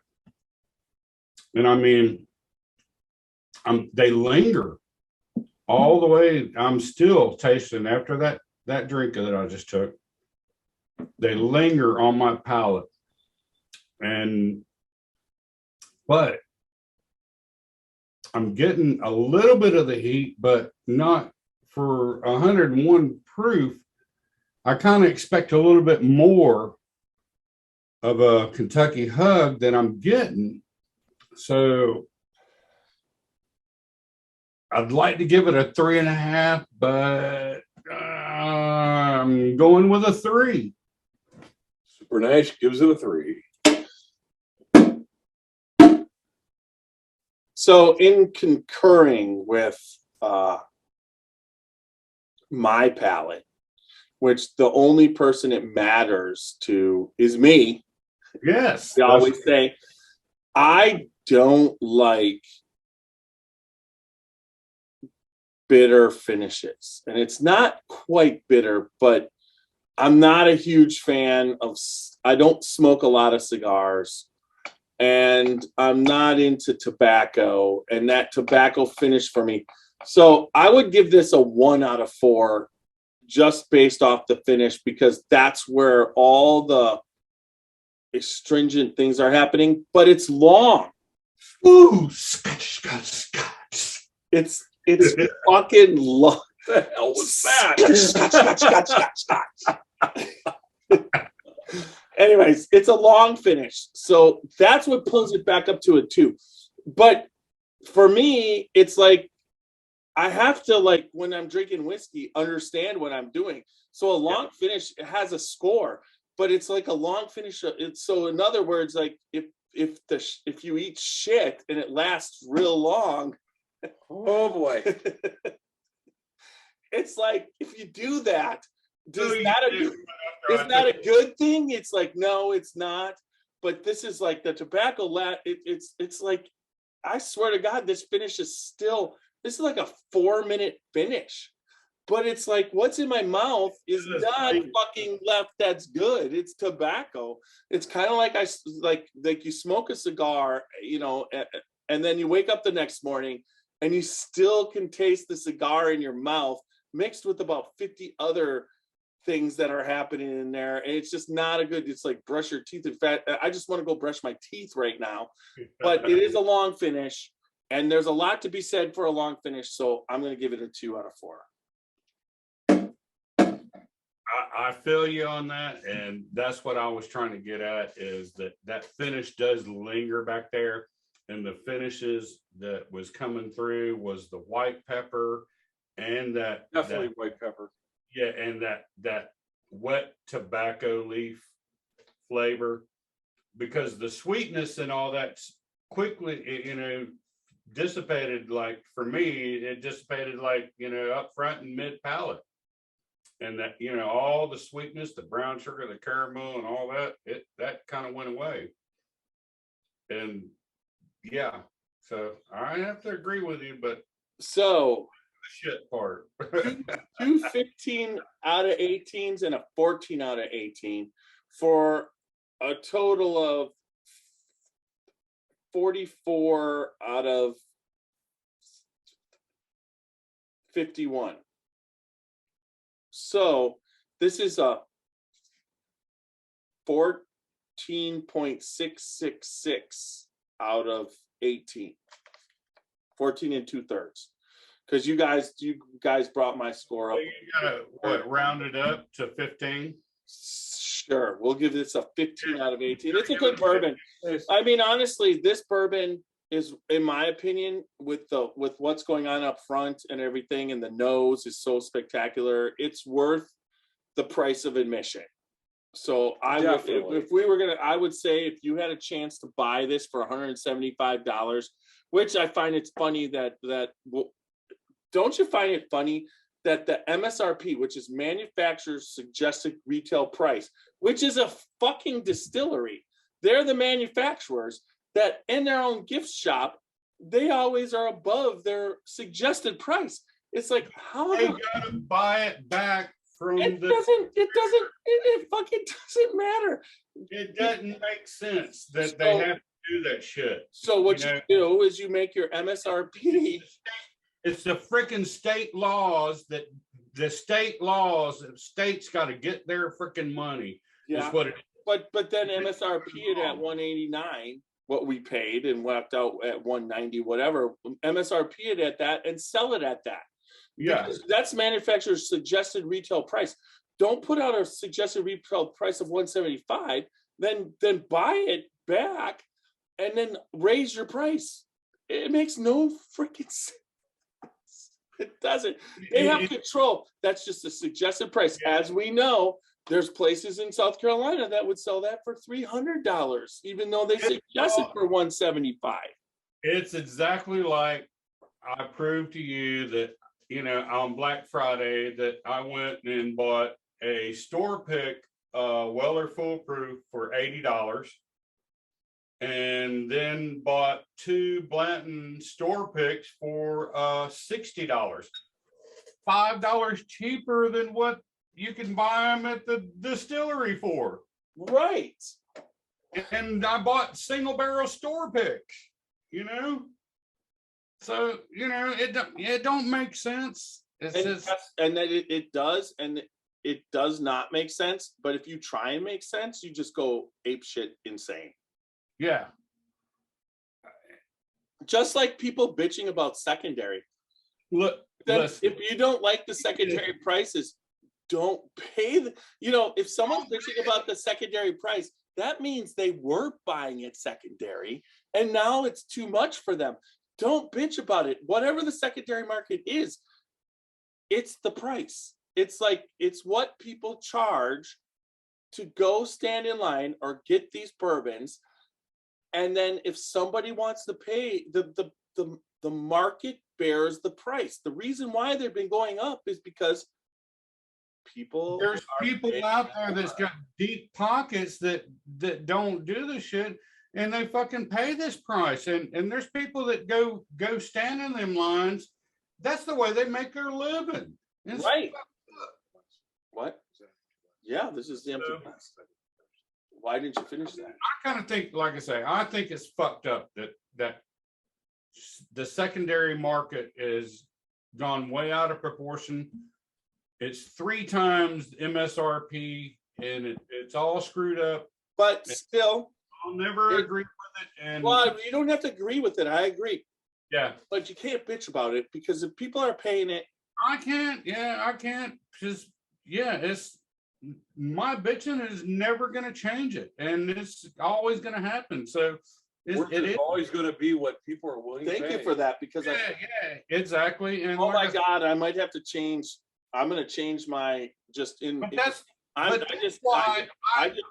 enjoy, and if I got the time to do it, like Black Friday, I took off and I went and sat in line, and I had a blast sitting 4, 5, 6 hours in the middle of the night with a great group of people that I've never met in Atlanta, Georgia, outside of Tower Wine and Spirits. And we had a blast and had some great, awesome pours that everybody brought, and then I got bottles at the MSRP, but you're right. And those lines are fun for people. When people talk about the lines, the people who don't want to wait in line, they're not invested in bourbon the way the people who do wait, but they're invested in bourbon in a different way. In a different way. You can be invested in bourbon however you want, just like you can drink what you want. But what I've been noticing lately is the distilleries have just been stepping up to the fucking plate and hitting home runs, because especially the craft fucking distilleries. Yes. It's like they're producing this super awesome, these barrels of just pure fucking deliciousness. Yes. And offering it for like just a reasonable price. And if you go visit them, it's just like Lux Row, in my opinion, hit like a grand slam in the bottom of the 9th with how they released what they were releasing this year. They upped their quality of their line. Davis County, Rebel Yell, and fucking that. But then their other line, their Lux Row line, their Blood Oath line, all kind of stayed the same. But those other ones, and you walk in there and you're going to get something special. I picked up 5 different bourbons in 2 weekends of fantastic Lux Row bourbon. So my bourbon hunting where it was so successful was Rebel 10. I picked up Blood Oath, Pack 7. I picked up the honestly, that 12-year, we're going to be that Lux Row 12-year double barrel, man. We're going to be tasting that coming, and we're going to get down to Lux Row this year, and we are going to podcast from Lux Row this year. There's no doubt about it. I'll be in touch with Christine, and so will you. Yep. This is 2022 is going to be fucking fantastic. Yeah. I'll be doing one more podcast on New Year's Day, and 22 will start. And I am rip-reading. I am going to use every single aspect of my vacation time. And I'm going to be in Ohio, Kentucky, Indiana. I'm going to be there might be a trip to Texas. There might be a trip to Colorado. 2022, we are going to hold it down. We are going to take it this year. I'm putting my foot on 2022 Colorado because I'm planning a trip to Colorado. When were you going to tell me this? Well, I just started planning it yesterday. Well, you left me out. Fuck you. No, because I want to go out this summer. Well, what we got to do is talk to Steve Nally, because he went out there and distilled and came back to Kentucky, but he probably knows all the stuff there is to know, right? Yep. Oh my God. I've been to Colorado a couple times. I actually whitewater rafted there, and it's a great state. Yeah, Colorado, the Rockies are just awesome, fucking fantastic. And I used to live there. I was stationed there, and I've got kin people that live there in Colorado Springs now. And based out of the Springs when I was out. Have you poured your WB Saffell? No, but I just had pulled it up and pulled it up forward. So I was also I've also been trying to get in contact with a couple of distilleries already in Colorado. So I want, like Jeff said, I need to be more assertive with the distilleries and what I'm doing with them. And I've been training you. Yes, I mean, what you did at Cleveland Whiskey was fantastic. I took you down to Watershed with Aaron. There's no doubt. These are experiences and then you're talking. Now I've been looking into Horse Soldier a little bit. Xavier gave me a Horse Soldier small batch for Christmas. So excited. But that distillery is actually Middle West distillery and then I've been finding out the people that are distilling and working with that, and that's a little bit of a complicated thing. But did you know that they broke ground in Kentucky? Wow. Even though they're distilling in Columbus, Ohio, they have broke ground in Kentucky for their distillery. Then I told you I wanted to move to Kentucky, and I already been told that Horse Soldier was who I needed to go to work for, right? But when I heard that, I thought you were coming to Columbus. They have that distillery is American Freedom Distillery. They have distilleries in Florida. They have distilleries everywhere. So that is a fucking fantastic thing, and I think it's a good thing. But let's get to this WB Saffell here. This now you have all your shit on this, right? Because now I'm gone. I got my shit together on this one. I stopped eating supper and I'm fucked up, and I've only had one pour, except his pour, which then changed my finish because I got a caramel finish, not a tobacco finish. So I'm going to raise it to a 3 out of 4. Before we get into this, is there anybody else you'd like to mention about our sponsors or anybody? on the podcast, or do we just like Watershed or anybody? But just so you know, we did just spend like 10 minutes with Aaron Harris at Watershed Story, and they are a sponsor. And then you got Lee. Then we listened to Alan Bishop, and then we've also got Wally and Lynn Dant at the Log Still Distillery. But I've set this up now that the ads play before and after automatically after I did my read. All right. So look at Tiny is on top of it. And it's so good to be able to have those play plus the wow, who's blowing you up? Someone is blowing you up. He's got a vibrate and it's just like getting blown up. Okay. All right. that was like Lurch. He's like, oh my gosh. I love it. Hey, Bill. everybody. Xavier's my bodyguard. I take him everywhere. Not because of his physical presence. I can take care of that. It's other things that he can take care of. And we're talking about in the weaponry. Oh my gosh. Department. That can be taken in so many different Well, I ways. just took it to the weaponry. Weaponry.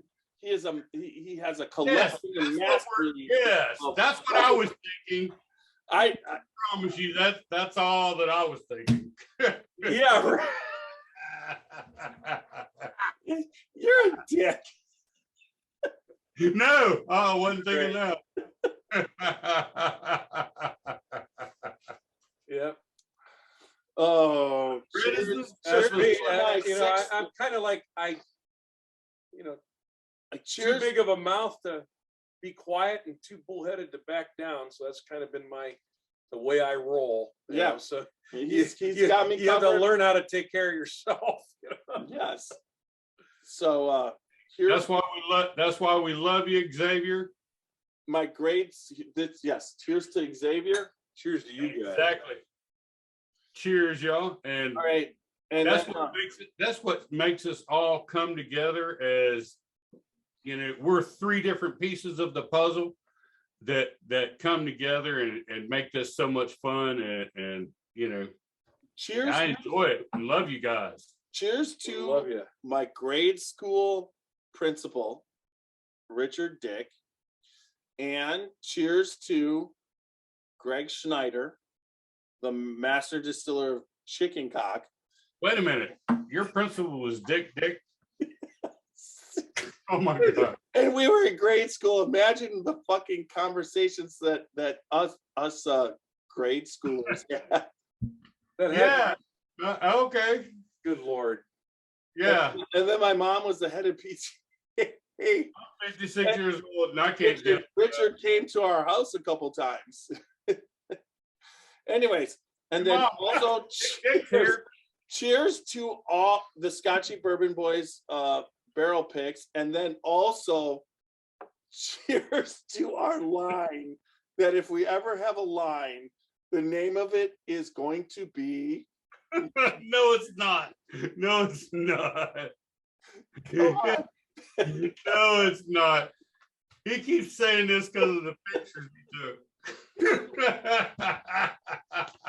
And Rachel's already told you, no, it's not. She shot you down. You cheers. What's the name of our bourbon? Come on, Mars. Horse stick bourbon. You're supposed to have a name that people are going to want to drink it. I think we failed marketing 101 on that. No, that's just proof. If you put good shit in the barrel and you put good shit in the bottle, you can name it anything, including horse. People are naming things. They're so much out of the ordinary just to get people to buy it, and it's just amazing what people will buy nowadays. They'll remember horse stick. Yeah. Oh my God, have you tried horse stick bourbon lately? It'll be on the tip of everybody's tongue. Or not. It'll be My brain's actually overrun. There's either will be the butt of every joke, or we'll be the most sought after bottle just to see what it tastes like. Just wait till I come up with the label. Hey, my thought is it'll probably be the best female bourbon sought after. Okay. All right. Let's go to I cheated. let's go to this WB Saffell, which I have to admit, I've seen this for this bourbon line. Which what is it? What's the line? It's called there's an aspect of this besides WB Saffell that it's the series. What's the series? The Jailers series or something like that. Hold on. Oh, it's like I've lost my mind. All right, let's go. Here it is. I don't know where you're getting that, but while you're trying to come up with that, let me tell you about WB Saffell, which is William Butler Saffell. Began distilling as a teenager. With his grit, determination, and reputed handmade sour mash, it wasn't long after, in 1889, that he built his first distillery. What resulted was a delicate golden Kentucky bourbon, first created northwest of Lawrenceburg, that became a treasure of pre-Prohibition America. Saffell himself may have said it best when he remarked, "My own small product is not excelled by any. Crafted to stand apart, this non-chill filter offering is a blend of 6, 8, 10, and 12-year-old Kentucky Straight Bourbon. It delivered a complex spice of caramel and wood flavor, along with notes of creamy vanilla and dried fruit, recreated to deliver every bit of that pre-prohibition straight from the barrel flavor. This genuine piece of bourbon heritage won't be around for long, only a limited number available, so own your piece of history before they're gone forever." Put out by the Campari Group, which is Wild Turkey Distillery.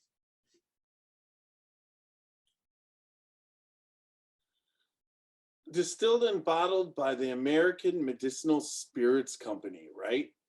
Yep. We know this to be Wild Turkey. So, also, Eddie Russell personally involved in selecting the barrels to match the intended profile. And it's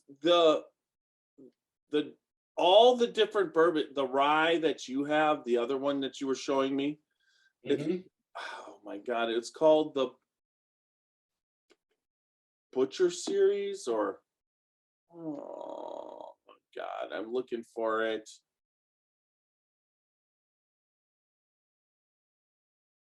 The Whiskey Baron series. Okay, there you go. It's the Whiskey Barons. Distilled and bottled by the American Medicinal Spirits Company in Lawrenceburg, Kentucky, USA. Where Wild Turkey is. Yep. And like I said, Eddie was in, or not Eddie, but Jimmy was part of picking the barrels. That's what I said, right? Yeah. Nope, Eddie Russell. So Eddie Russell picked this. All right, so that's good. All right, so the nose on this, which is, but now do you have, so what I see, it's a blend of 6, 8, 10, and 12-year-old Kentucky Straight Bourbons.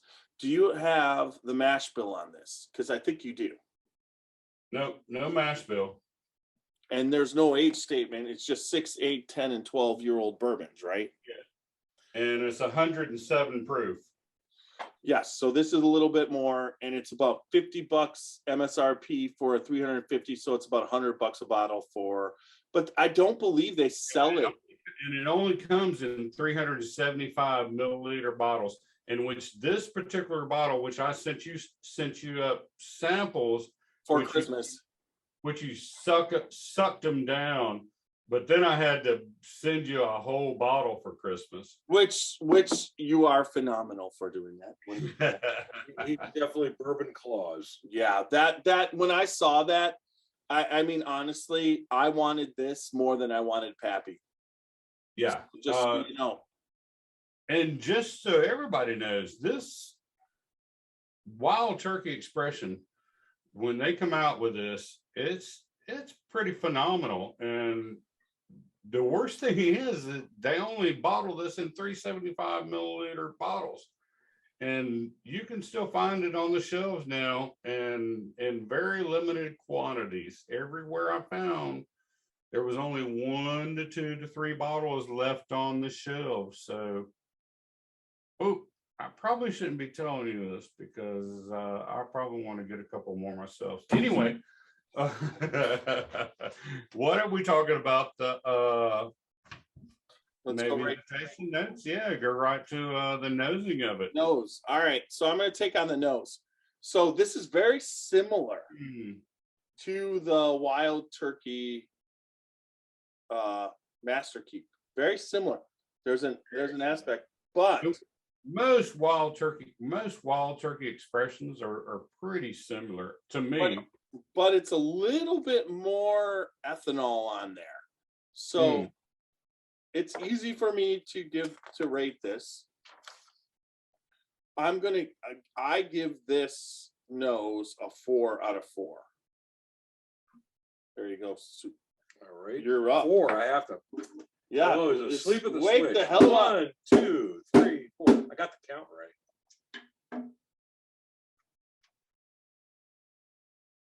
It's good though. This one, instead of orange, has apple. Yeah, I'm getting green apple. I'm getting caramel. I am getting on the nose. I get a little, and I also get a little anise, like a black licorice. I could pick that up. And I'm getting those bacon spices. This I'm getting a little bit more than the white pepper. I definitely get the bacon spices, and I get a little bit of chocolate, just a little. I'm not quite getting ethanol on mine because my bottle has been open for a little over a year now. Wow. I'm getting probably, at least to my nose, some of the strongest oaky nose that I remember. I mean, I smell oak. I smell a little bit of caramel. Well, and those are the predominant. And the color is a little bit more flavors that I get. like a rich caramel, not as dark as the other one. Yeah, the other one almost was lighter mahogany. amber, yeah. It was caramel. Yeah, this is a lighter pure caramel. Yeah, this is more of an amber. Kind of like a stop sign. All right, Yellow. So Xavier, what are you yellow. giving on the nose? Well, pretty healthy. Nose, I'm getting overwhelmed with an oaky sensation. Very little caramel, very little sweetness. I give the nose a 2. Martin. That oak charred barrel, it's almost like it's close to that. It's still there. The things that I love about that nose was still there. I'm still getting everything off of this. I'm not getting the ethanol or anything like you're getting. I'm not getting any ethanol.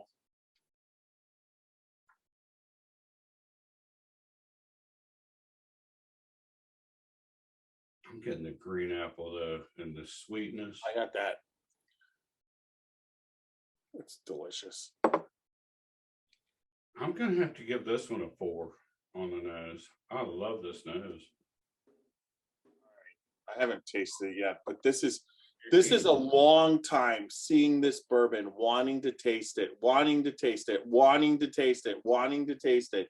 And now I actually get to. That's being the thing. The needle was stuck there. I could just like crawl inside this glass right here. I'm kind of loving it. I'm loving this nose a little bit more than the other one. To me, this is much more sweeter and more caramel.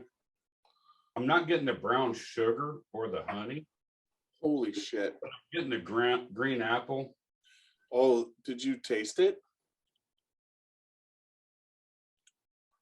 There was vanilla pudding.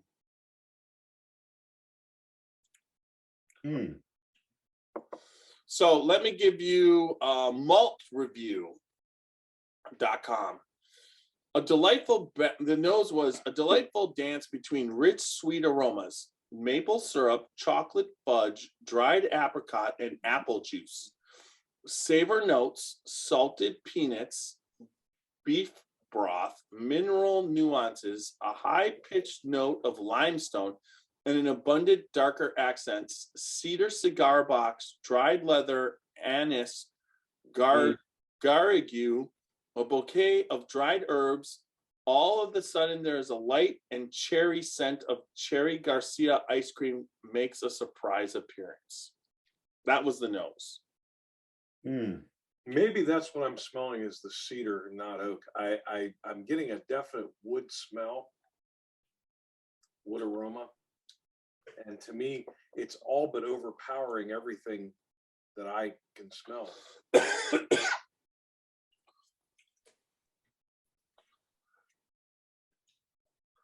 Damn, that's good. I almost get what you're talking about, almost like that on the last part, maybe like that cedary. It's a cross between oak and cedar. But oh my gosh, when I taste it, it's like I'm biting into a caramel apple at the circus. A green, like a Granny Smith caramel apple. Yeah, caramel apple. I agree. At the circus. Oh my gosh. It's sweetness of that caramel candy and it's like a caramel apple sucker. Have you ever had one of those? Yes, I have. Exactly. That hard, like the hard Jolly Rancher of the candy and the caramel on the sucker. Yes. With a drizzle of chocolate. This finish is not leather or tobacco. This finish is just pure, total cacao, no sugar, dark chocolate. It's dark chocolate. It's not leather or tobacco. It's just like no sugar added chocolate. I'm getting sort of the oakiness and maybe just a slight cocoa powder. Not chocolate, but I'm maybe getting that cocoa powder. Wow, the chocolate is really starting to it starts to dry a little bit. Ooh, and a little caramel on the finish all of a sudden. All right, taste, I'm giving it a 5 out of 5. No, but up.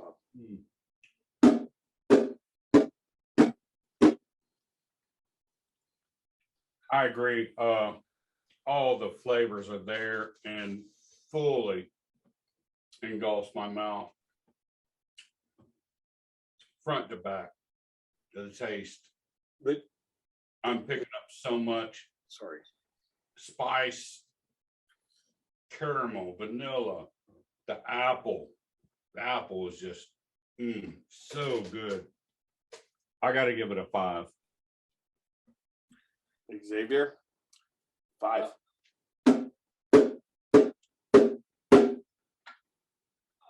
I guess I'm going to make Young Nose proud here. I'm about to become the contrarian indicator. Into the taste, the nose carries through, and I am tasting an oaky, cedary taste that seems to, on my palate, again, all but overpower everything else that's there. What does still come through is the caramel apple taste, like you say, a green apple dipped in caramel. I'm going to give the taste a 3, and it's just barely a 3. Nothing wrong with caramel apples. All right. Maybe caramel apple, then the caramel's rolled in cedar sawdust or something. I don't know. It's really the cedar wood taste is really just doing me in on this one. It changed. That's where I'll go on the finish, because Hey, we're going body. Don't be getting to the fucking finish before the body, you dick. Nice. We so gracefully. You're right. Our little missteps here. Don't be finishing before for bodied, right? Yeah. Don't blow your wad all in one shot.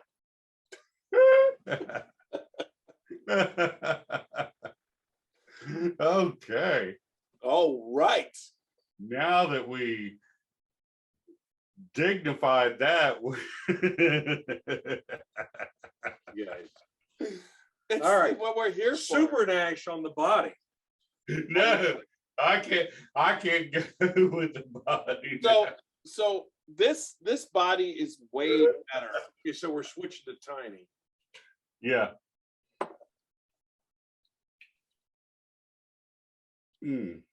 It goes. It's not a butt up on the body, but it's a 4 because it gets into the cheeks. And just so you know, it's coming to the next one. Tiny 4 of 4 on the body. All right. You ready, Super Nash? You want me to run with it? You run with it there, Xavier. All right, I'm going to give the body My glass here. Beautiful. I'm going to give the body a 3 only because it kind of carries through the taste. I am getting nothing but wood and maybe a little bit of caramel apple. And I don't think it's all that full, quite honestly. At least that's how I'm picking it up. So I'm going to give it a 3.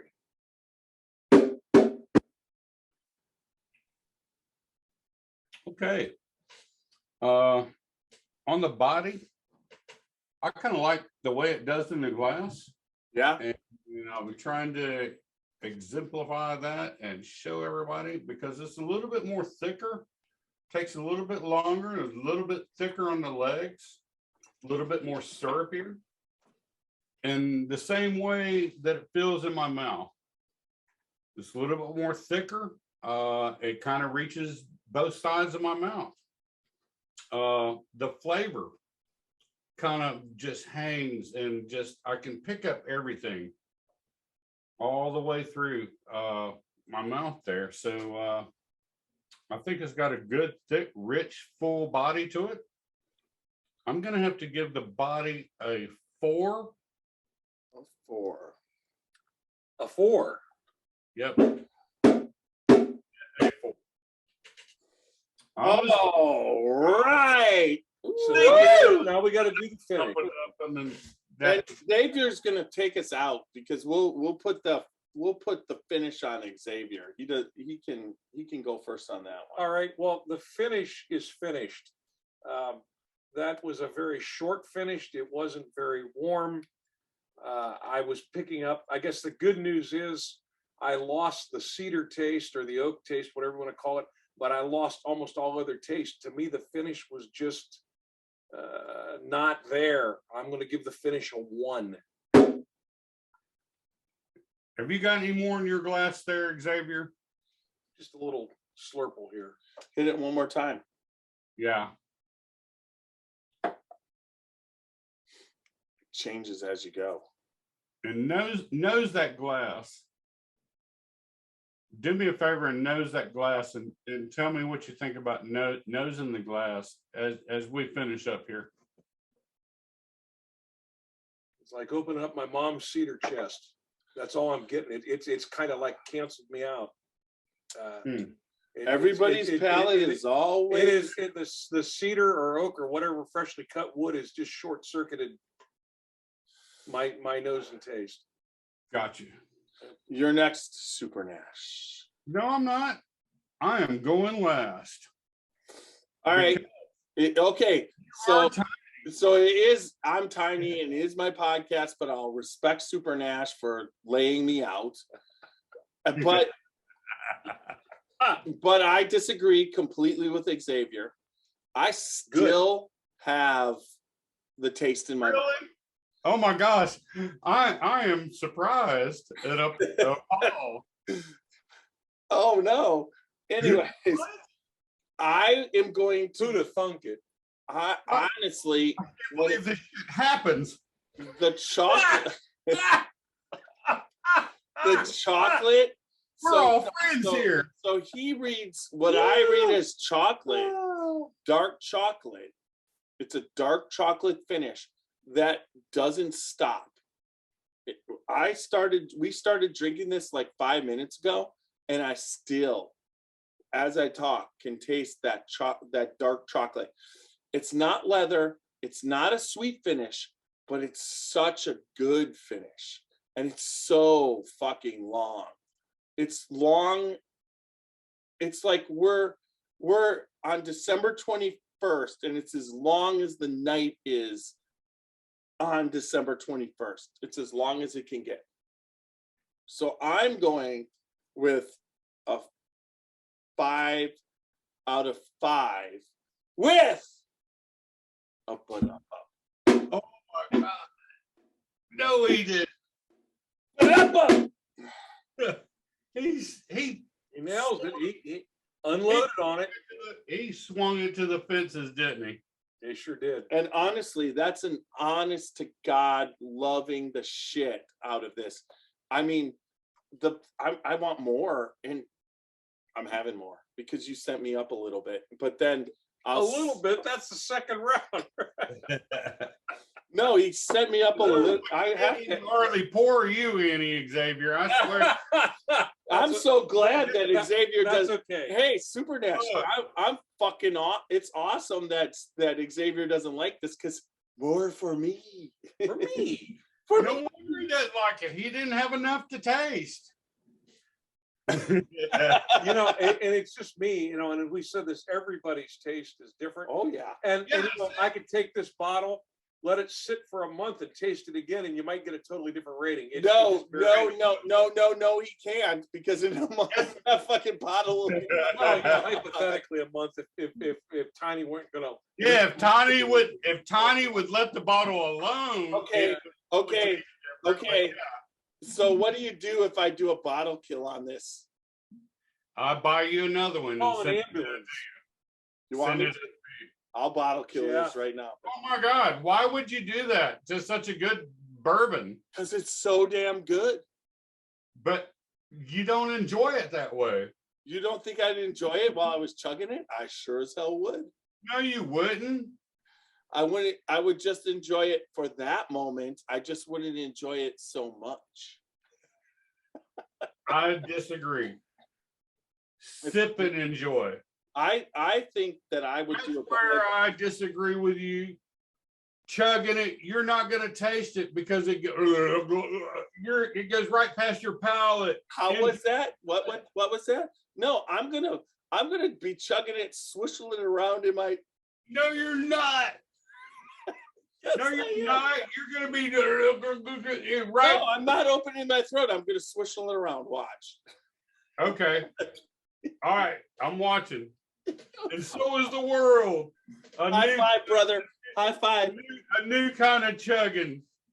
Swishel. Oh, there we go. There we go. Swishel chug. A swishel chug. All right, so where are we? Somebody had else. Martin has one more. Super Nash has to talk about finish. Oh my gosh. the finish to me, and which this is what's totally different. We're drinking two different bottles. Mine's been open for a year, and I love it. And Even cherry. but yet finish. the finish is everything I love about a bourbon. I'm getting a good hug. This one is filling my mouth up. I can get a salty taste off of And we'll talk about the salty taste later. Don't interrupt me while I'm talking. I see the look in I see the look in Xavier's eyes too. You know where we're going with that. Go there. Oh God. All the flavors are there. The green apple, the caramel, the vanilla, the bacon spice. That's easy for you to say. Holy shit. Yeah. The baking spices of and this is more like a black pepper baking spice type, and maybe like a nutmeg coming in there. Really excellent finish on this bourbon, and I'm really loving this finish on this, so I'm gonna have to go with a. And what can I rate the finish? A 5 and and with a a butt dump up. So a 6 out of 5 is what the most you can go. I'm gonna rate this finish a 5 with a butt up bump. Yeah, yeah, one of the best finishes that I've had. Butt up. I'm getting the Kentucky hug, the all the way down. Really good. I mean, for even setting back for a year, but I'm getting all the flavors. That's the best thing. And that's what I like. And that's what I try to tell people, a lot of people, about when they first open a bourbon and all that. Oh my God, I'm kind of not liking this and all this. Well, open it up and let it set for a few weeks, or a couple, 2 or 3 weeks, and and then go back to it, and then try to taste it and sip on it, and try to taste it. Well, honestly, like I said, I have not visited this bottle until, I set you up a couple of pours, but I have not tasted this and went back to it. It's been about a year now since I picked it up at the distillery at Wild Turkey. And I also picked it up with the other one that they put out, and it's fabulous. It's just wonderful. And this one is just, like I say, it's just So 107 is putting the hug in there and all the flavors. And so everything.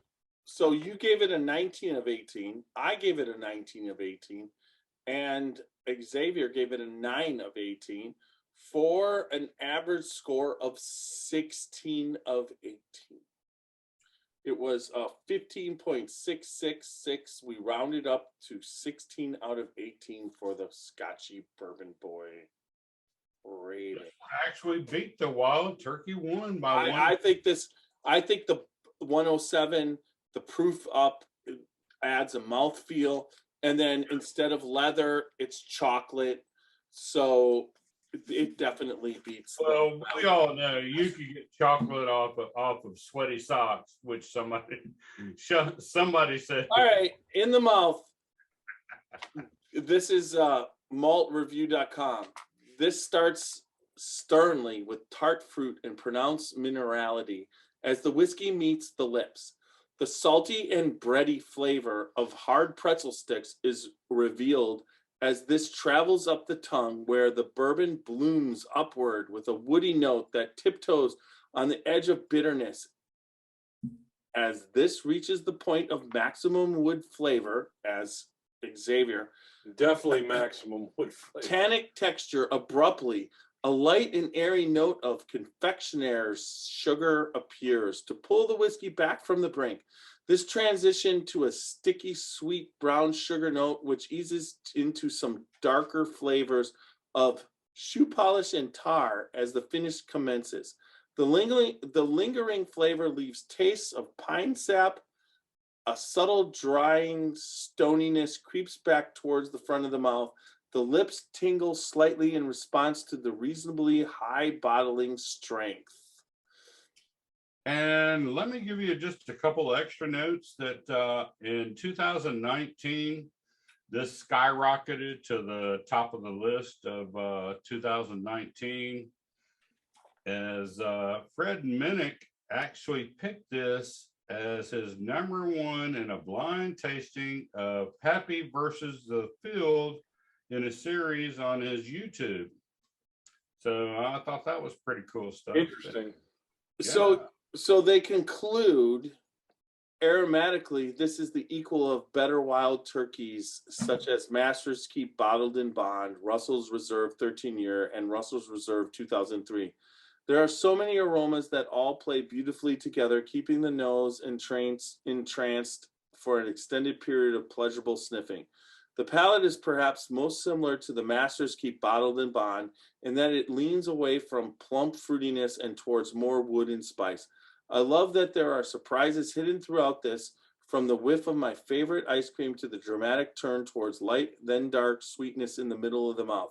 I'm not sure how closely this hews to the pre-prohibition whiskeys that were purportedly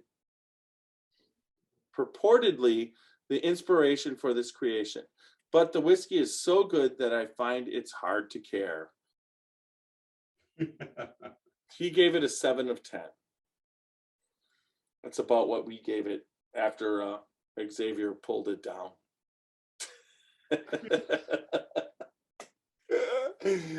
But that's why you're here. But because everybody has to bottles, like we say, different. It's batches. not bottles. It's different palettes. And the best thing is, it's about honesty. And all three of us were honest, and that's the best thing. Yeah, just because I like something doesn't mean you gotta like something. Exactly. But you know, when it comes, But it can be a variance in bottles. We've talked about that before. Yeah. I mean, between you and I, out of the single bottle, obviously that doesn't exist. But as compared to what we're drinking, as compared to what Fred Minnick rated, there certainly is an opportunity for a difference there. I mean, we're talking about years. Or heck, no, this isn't. This is 2019. Give me a sample of what I set them up out of this bottle. Yeah, but yeah. This is 20. You never. I don't remember you sending me up this. Oh yes, I did. You drank them. And when did I ever do a podcast on them? Oh, you didn't. You just drank them. You're full of shit. I never drink your samples. Look, did you see how many samples are back there? I don't. Yeah. You got so many samples back there. They're probably locked back there. You probably still got them back there, you fucker. Holy shit, we could have been drinking the same samples from the same bottle, but no. Now we're rating different bottles. Nope. This So everybody knows we're rating different bottles now because Jeff everybody hoard his needs to bottle. stay the hell away from this. This is And hoard his samples that look behind him. He's got thousands of samples sent to him by thousands, maybe tens. I got tens. There you go. Point to him, Xavier. Show all the way over here, 2 and 3 rows deep. Show the world. world. Samples down here, 2 rows deep. Show the world. You're being censored. Yeah, he is. Fuck censorship. That's what I say. Fuck censorship. Big tech. Jeff Graham. Well, Xavier. So I'm gonna have a pour of this fantastic fucking bourbon right now, and I would like to, as we head it out. We're getting ready to head out. Give Thank you, everybody. Xavier a pour of the Masters Keep one. What? Give Xavier a pour of the Masters Keep one. I'm good. I'm good. Oh, okay. I'm good. Thank you. I already drank the rest of that one. Oh, okay. I'm good. Here is a cheers to one of the great football legends who passed away today at 85. John Madden. John Madden. Is there anybody who could define football any more than he did? He took the Oakland Raiders to the frickin' Super Bowl. On every broadcast media that that has ever been, The enthusiasm and the passion. And his whole vision of video games and how he changed what and how video games were played.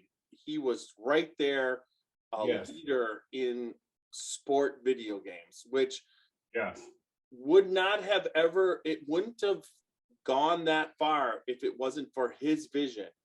And his commentation on. Make sure on New Year's Day you see his special that they were ready to air. He lived 85 years of wonderful, happy sharing. If you had to pick a character in history that you would pick John Madden to be old Fezziwig in Scrooge, a super nice, warm, loving, caring individual, and he was a part of everything that is America. And so rest in peace. Rest in peace. John Madden. Thank All you, right. John. We are the Scotchy Bourbon Boys. Remember, all podcast formats, make sure you subscribe, make sure you leave some feedback, very important. Also YouTube, Facebook, Twitter, and Instagram. Make sure if you're listening on any of those formats to check it out. Even on LinkedIn, I post the Scotchy Bourbon Boys. If you like what we drink or you don't, if you like what we say or you don't, or you like, anything about it or you don't, please mention it on any of the podcast platforms or YouTube or our website, or go to our Facebook page and let us know. Just comment somewhere along the line, because we use it and it just helps us to make us better and helps us to help you. Well, I will disagree with that. If you don't like us, just don't listen anymore. And please don't give us any negative feedback. We don't need that. Bullshit. Don't listen to him. No thumbs down. I want to hear your negative thoughts, because I want to comment back. Okay, send all those those thoughts to Martin Nash. Martin Nash. Remember that. Send all the negative feedback to Martin. Oh no. Super Nash and Xavier is doesn't want the negative feedback. He has the plethora of knowledge that I don't have and Tiny has. So send all your negative comments to Xavier so that he can sort them out. And if I didn't get negative comments, I wouldn't be getting any comments at all. So it's just exactly. So help us. So y'all know in 2022, Xavier is going to bring some history into the Scotchy Bourbon Boys. All right. Awesome. It's going to be coming. So thanks for listening, everybody. And remember, good bourbon equals good friends and good time. Thanks for joining us, everybody. Thanks, everybody. We love you.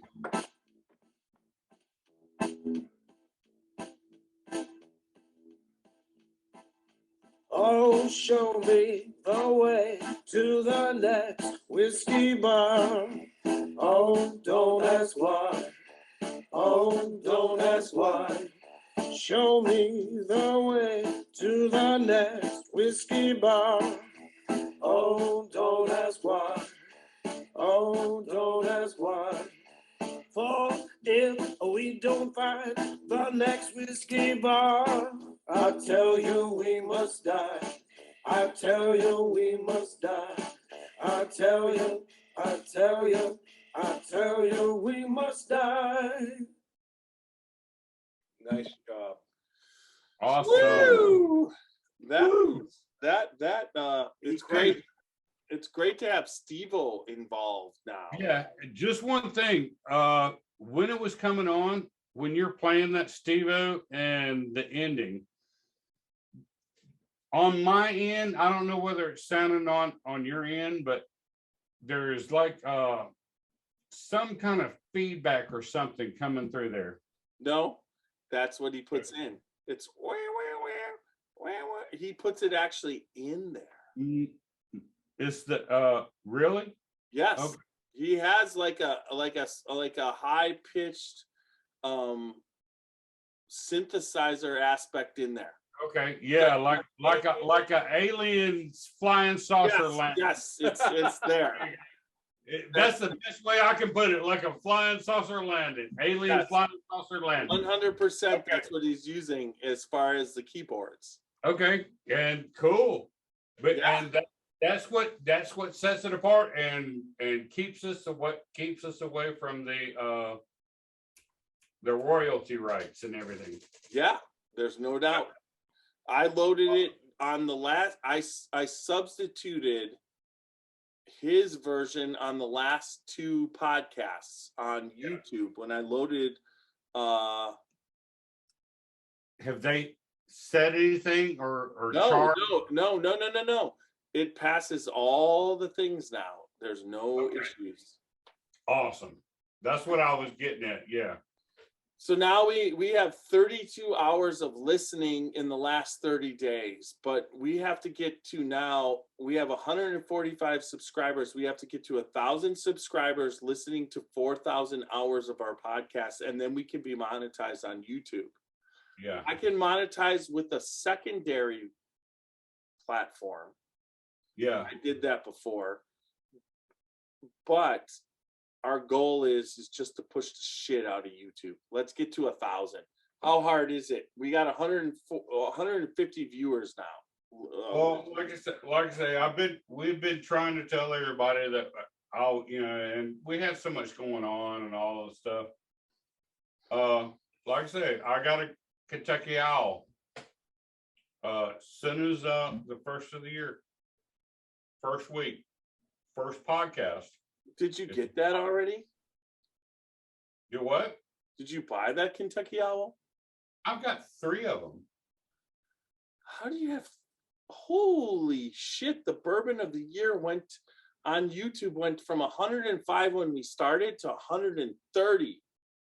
Wow, that's in one day. 130. Oh my gosh! I wish I had another one of those. And we took the showdown is at 194 that we did of Booker's, and then Harlan Wheatley went over 100 today too. So our podcasts are now We're getting views. pretty well looked over here. Here, let me show you. Well, you know too. Like I say, I sat there this morning and bumped every. And then I bumped you, and then you bumped me back. I knew because I was liking everything. I went through and I was driving down the road liking. I was on the interstate. Everything that you bumped, I was liking. You were liking it on the interstate. Now that, oh my God, it's almost time to turn off the YouTube. Yeah. Liking is okay, but I was not incorrectly driving on the interstate for the YouTubers. There's this trail of destruction behind you.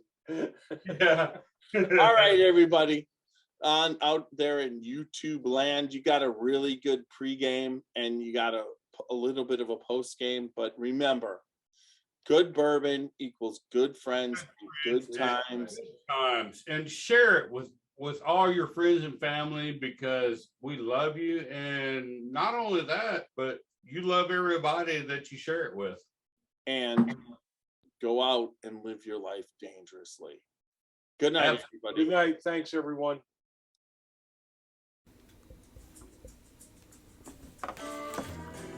Dant Crossing, Gethsemane, Kentucky. Timeless hospitality that stirs the spirit. Dant Crossing is a one-of-a-kind destination for unforgettable weddings, memorable corporate events, day trips, and weekend getaways. The pastoral campus is anchored by Log Still Distillery and includes an amphitheater that seats 2,000, a 12-acre lake for fishing, and unique lodging options, creating an immersive experience that's rooted in the community and culture of our little slice of Kentucky.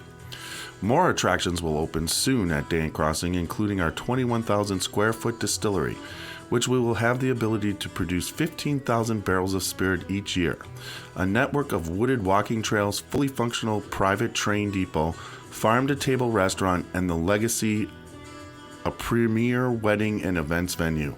Whether you're looking to host an event, book a stay, or reserve a tasting, we're ready to welcome you. Learn more at dantcrossing.com.